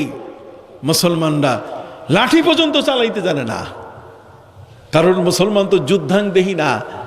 যুদ্ধ করে বাঁচতে হবে এটা মুসলমানের সোপান নয়, মুসলমানের শপথ নয়। সম্মানিত সুধী, আল্লাহ পাক রব্বুল আলামিন প্রিয় নবী সাল্লাল্লাহু আলাইহি ওয়াসাল্লামের দোয়া শুনলেন। নবীজি দেখলেন ওদিকে কাফেররা 1000-এর উপরে, এখন কি করা যায়? অস্ত্র তো নাই, 9 জনে মিলে একটা লাঠি। মুসলমানের সবচেয়ে বড় শক্তি হলো দোয়া। কি? জোরে বলেন, কি শক্তি? দোয়া। এই জন্য আমরা দোয়া চাই একে অপরের কাছে। কি দোয়া করছে? স্বামী স্ত্রীর কাছে দোয়া চায়, স্ত্রী স্বামীর কাছে, ছাত্র শিক্ষকের কাছে, শিক্ষক ছাত্রের কাছে, পীর মুরিদের কাছে, মুরিদ পীরের কাছে। কথা কর, প্রত্যেকের কার হাতে আল্লাহ দোয়া কবুল করবেন জানা। আমার নবীজি বদরে হযরত আবু বকর সিদ্দিক রাদিয়াল্লাহু তাআলা, আবু বকর চামড়ার শামিয়ানা লাগাও। চামড়ার শামিয়ানা টাঙ্গানো হলো। আমার নবী সাল্লাল্লাহু আলাইহি ওয়াসাল্লাম সিজদায় পড়ে গেলেন, আল্লাহর কাছে বললেন, আল্লাহুম্মা ইন শি'তা লাম তু'বাদ, আল্লাহ তুমি যদি চাও তোমার ইবাদতকারী কোনো বান্দার প্রয়োজন নাই, তাহলে ফাহলিকিল ইসাবা, আমাদেরকে ধ্বংস করে দাও। একবার দুবার বলা হয় না। আবু বকর সিদ্দিক রাদিয়াল্লাহু তাআলা বললেন, নবীজি দোয়া বন্ধ করেন, আল্লাহর আরশ কেঁপে উঠেছে। নবীজিকে ওই মুহূর্তে আল্লাহ পাক রব্বুল আলামিন জানিয়ে দিলেন, নবী মুসলমানের অস্ত্র প্রয়োজন নাই, আমি আল্লাহ তাদের সঙ্গী আছি। বালা ইন তাসবিরু ওয়া তাত্তাকু ওয়া ইয়াতুকুম মিন ফাওরিহিম হাদা ইউমদিদুকুম রাব্বুকুম বিখামসাতি আলাফিম মিনাল মালাইকাতি মুসাউইমিন। আল্লাহ বলেন, হে নবী, এই বদরের যুদ্ধের জন্য আমি প্রথমে আপনার আবেদন অনুযায়ী 3000 ফেরেশতা বরাদ্দ করেছি, এখন সেই সংখ্যা বাড়াই দিয়ে 5000 ফেরেশতার বরাদ্দ দিয়ে দিলাম। আপনি সামান্যতম চিন্তিত হবেন না, আপনার সহযোগিতায় আমি 5000 ফেরেশতা পাঠাচ্ছি। আর 5000 ফেরেশতা সাধারণ নয়, এদের প্রত্যেকের মাথায় পাগড়ি আছে, সবুজ পাগড়ি। সবুজ পাগড়িওয়ালা 5,000 ফিরিস্তা আমি পাঠিয়ে দিচ্ছি। 5,000 ফিরিস্তা আল্লাহ রেডি করলেন। 5,000 ফিরিস্তাকে আল্লাহ তাআলা একসাথে করে জিজ্ঞাসা করলেন, রে ফিরিস্তারা, জীবনে যুদ্ধ করেছো কিনা? ফিরিস্তারা বলছে, না মাবুদ। সুবহানাকা লা ইলমা লানা ইল্লা মা আল্লামতানা। মাবুদ, আপনি যতটুকু আমাদেরকে জানিয়েছেন, যতটুকু জানাবেন, এর চেয়ে বেশি জানার আমাদের আর কোনো সুযোগ নাই। আল্লাহ বলে দিলেন, শোনো, আমি তোমাদেরকে খেজুরের আশেষা ডাল একটা একটা করে দিয়ে দিলাম। এই একটা করে ডাল তোমরা অস্ত্র হিসাবে ব্যবহার করবে, কোনো ভারী অস্ত্র দিলাম না। ফিরিস্তাদেরকে জিজ্ঞাসা করলেন, এটা দিয়ে তোমরা মারবা কোথায়? ফিরিস্তারা বলছে, জানি না কোন জায়গায় পিটাবো। আল্লাহ বলে দিলেন, ফাদরিবুহুম ফাওকাল আনাক ওয়াদরিবু মিনহুম কুল্লা বানান। আল্লাহ বলেন, খেজুরের ডাল দিয়া ঘাড়ের উপরে মারবা আর জয়েন্টে জয়েন্টে পিটাবা, দেখবে সরিষার ফুল দেখা শুরু করবে। ফিরিস্তারা আসার পরে বদরের ময়দানে যখন ওই খেজুরের ডাল দিয়ে পিটানো শুরু করলেন, এই পিটান খাইয়া 70 জন শেষ। আবু জাহাল, উতবা, সাইবা, উকবা ইবনে আবি মুআইদ, যে দুষ্ট নবীর গায়ের উপরে, মাথার উপরে উটের পচা ভুঁড়ি চাপিয়ে দিয়েছে। নবী করিম সাল্লাল্লাহু আলাইহি ওয়াসাল্লাম বলছেন, ওকে ছাড়া যাবে না। নবী সাল্লাল্লাহু আলাইহি ওয়াসাল্লামের হাতে ছিল একটা চামড়ার সাটা, কতক্ষণ না প্যারাশুটের মতো ছিল। নবী করিম সাল্লাল্লাহু আলাইহি ওয়াসাল্লাম ওই একটা দিয়ে একটা বাড়ি দিয়েছেন, এক বাড়িতেই সেই শেষ। আর উমাইয়া ইবনে খালফ, হযরতে বেলাল রাদিয়াল্লাহু তাআলা আনহুর এই অত্যাচারী মুনিব, কতক্ষণ না, উমাইয়া ইবনে খালফকে দেখে হযরতে বেলাল বলছেন, যদি সে আজকে বেঁচে যায় তাহলে আমার বিপদ হবে। আমার নবী সাল্লাল্লাহু আলাইহি ওয়াসাল্লাম সাথে সাথে বললেন, আল্লাহুম্মা সাল্লিত আলাইহি কালবাম মিন কিলাবিক, আল্লাহ তোমার দরবারে তো অনেক কুত্তা আছে, ওর উপরে তুমি কুত্তা লেলায় দাও। কোত্থেকে কুকুর চলে আসলো, কুকুরে তাকে একটা ছিন্ন ভিন্ন করে ফেললো খাইয়া। চিৎকার দিয়ে কন্যা সুবহানাল্লাহ। মুসলমানের বিশাল শক্তি হচ্ছে কি? দোয়া। জোরে বলেন কি? আমরা দোয়া ভুলে গেছি, দোয়া বাদ দিয়ে এখন চলে গেছি ট্যাবলেটে, এখন ক্যাপসুলে চলে গেছি। আমরা এখন ক্যাপসুল কোম্পানি হয়ে গেছি। অথচ আগের সময়কালে দোয়াই ছিল মুসলমানের সবচেয়ে বড় শক্তি। দোয়া, ফু, এগুলো দিলে। আর মৌলবী ফতোয়া নিয়ে আসছে সৌদি আরব থেকে, ঝাড়ফুঁক দেওয়া যাবে না, তাবিজ দেওয়া যাবে না। মৌলবী আমার বাড়িতে জন্ম নিয়া এতগুলো টাকা নিয়া সৌদি আরবে গেল, আর ওখান থেকে এসে পরে বলতেছে যে না, ঝাড়ফুঁক জায়েজ নাই, তাবিজ জায়েজ নাই। কে বলে জায়েজ নাই? ঝাড়ফুঁক তো ঈসা নবী সারা জীবন ফু দিয়ে কাম করছে। আন্নী আখলুকু লাকুম মিনাত তিন কাহায়াতি তাইরে ফাআনফুকু ফীহি ফায়াকুনু তায়রান বিইজনিল্লাহ ওয়া উবরিউল আকমাহা ওয়াল আবরাসা ওয়া উহিল মাউতা বিইজনিল্লাহ। সুবহানাল্লাহ বলেন। ঈসা নবী বলেন, সারা জীবন আমি ফু দিয়ে কাজ করছি, মাটি দিয়ে আমি পুতুল তৈরি করে সেখানে ফু দেওয়ার সাথে সাথে জীবন্ত পাখি হয়ে উড়ে যেত। আল্লাহ নিজেই বলেন, আমি ফু দিয়ে আদমকে জিন্দা করছি। ওয়াইজ ক্বালা রাব্বুকা লিল মালাইকাতি ইন্নী খালিকুম বাশারাম মিন তিন ফাইদা সাওয়াইতুহু ওয়া নাফাখতু ফীহি মির রূহি ফাকাউ লাহু সাজিদিন। সুবহানাল্লাহ।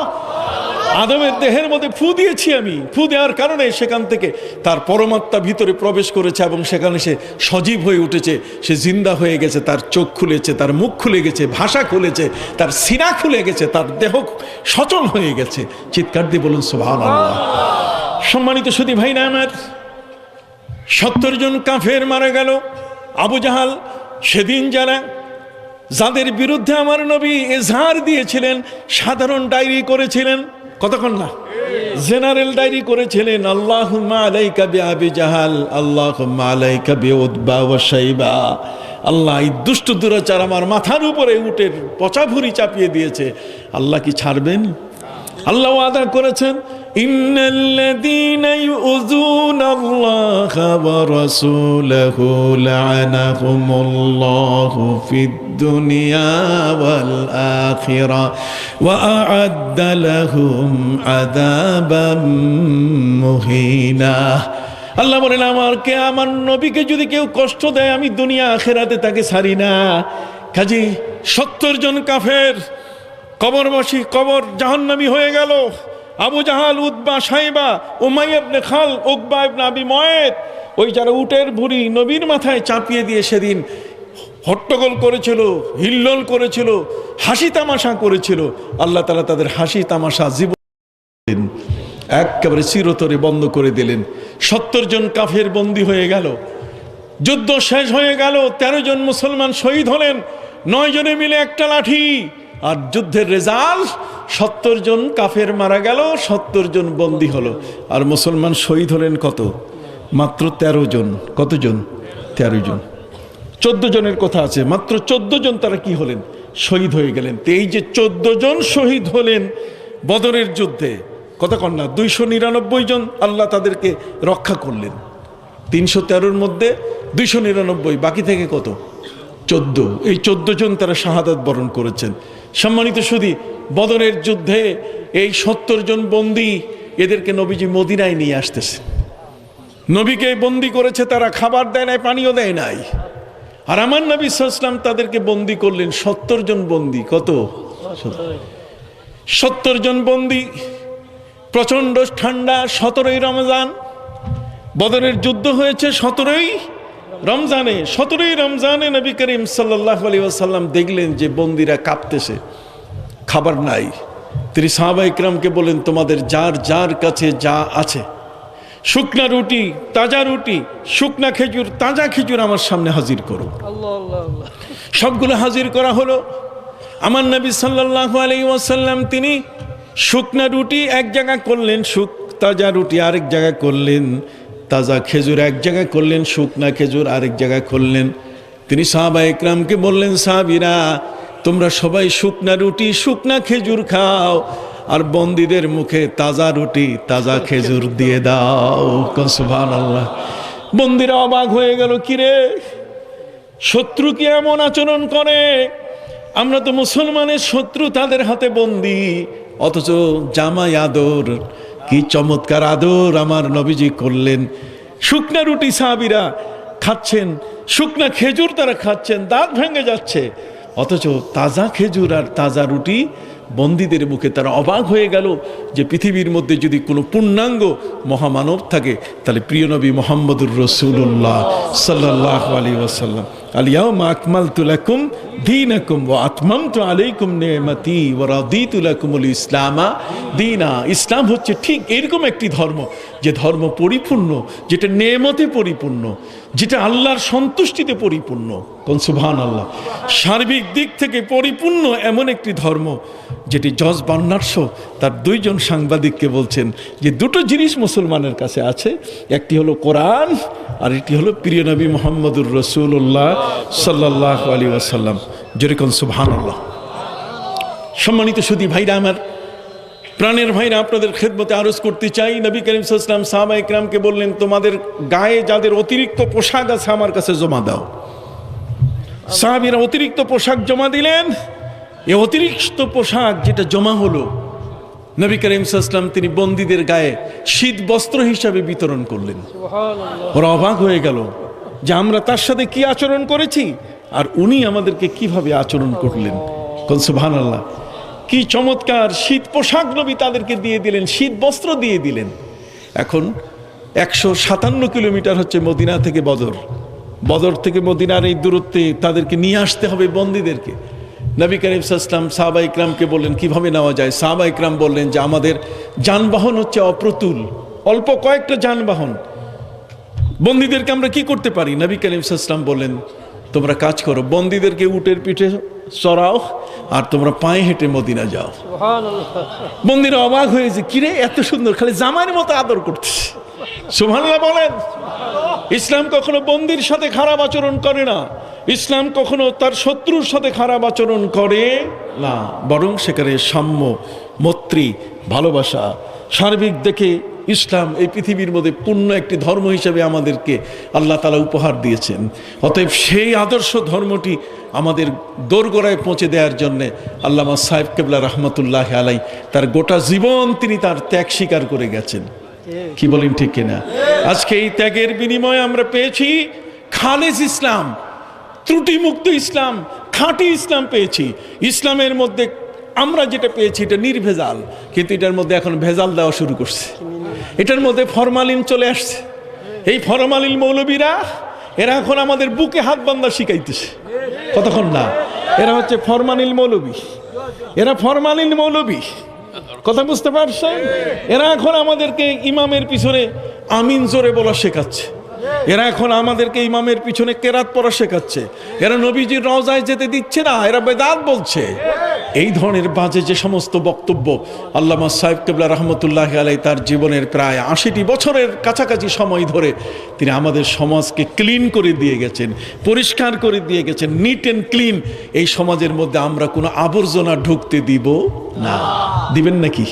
হাত উঁচু করে বলেন, এই সমাজের মধ্যে আর কোনো আবর্জনা ঢুকতে দেবেন? অবশ্যই না। কাজে সেদিকে আপনাদের খেয়াল রাখতে হবে, কোন অবস্থাতেই এই আবর্জনা ঢুকতে দেওয়া যাবে না।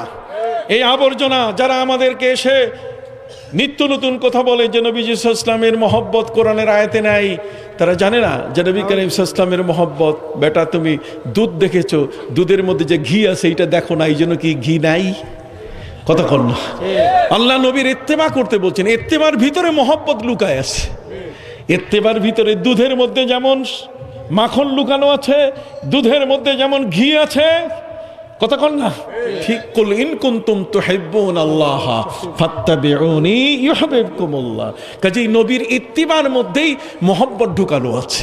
কাজেই তুমি চোখে দেখো না, এই জন্য বলো যে আমি তো দেখি কোরআনের আয়াতে নাই, অতএব এই ধরনের ব্যক্তির কাছে বক্তব্য শোনা যাবে না।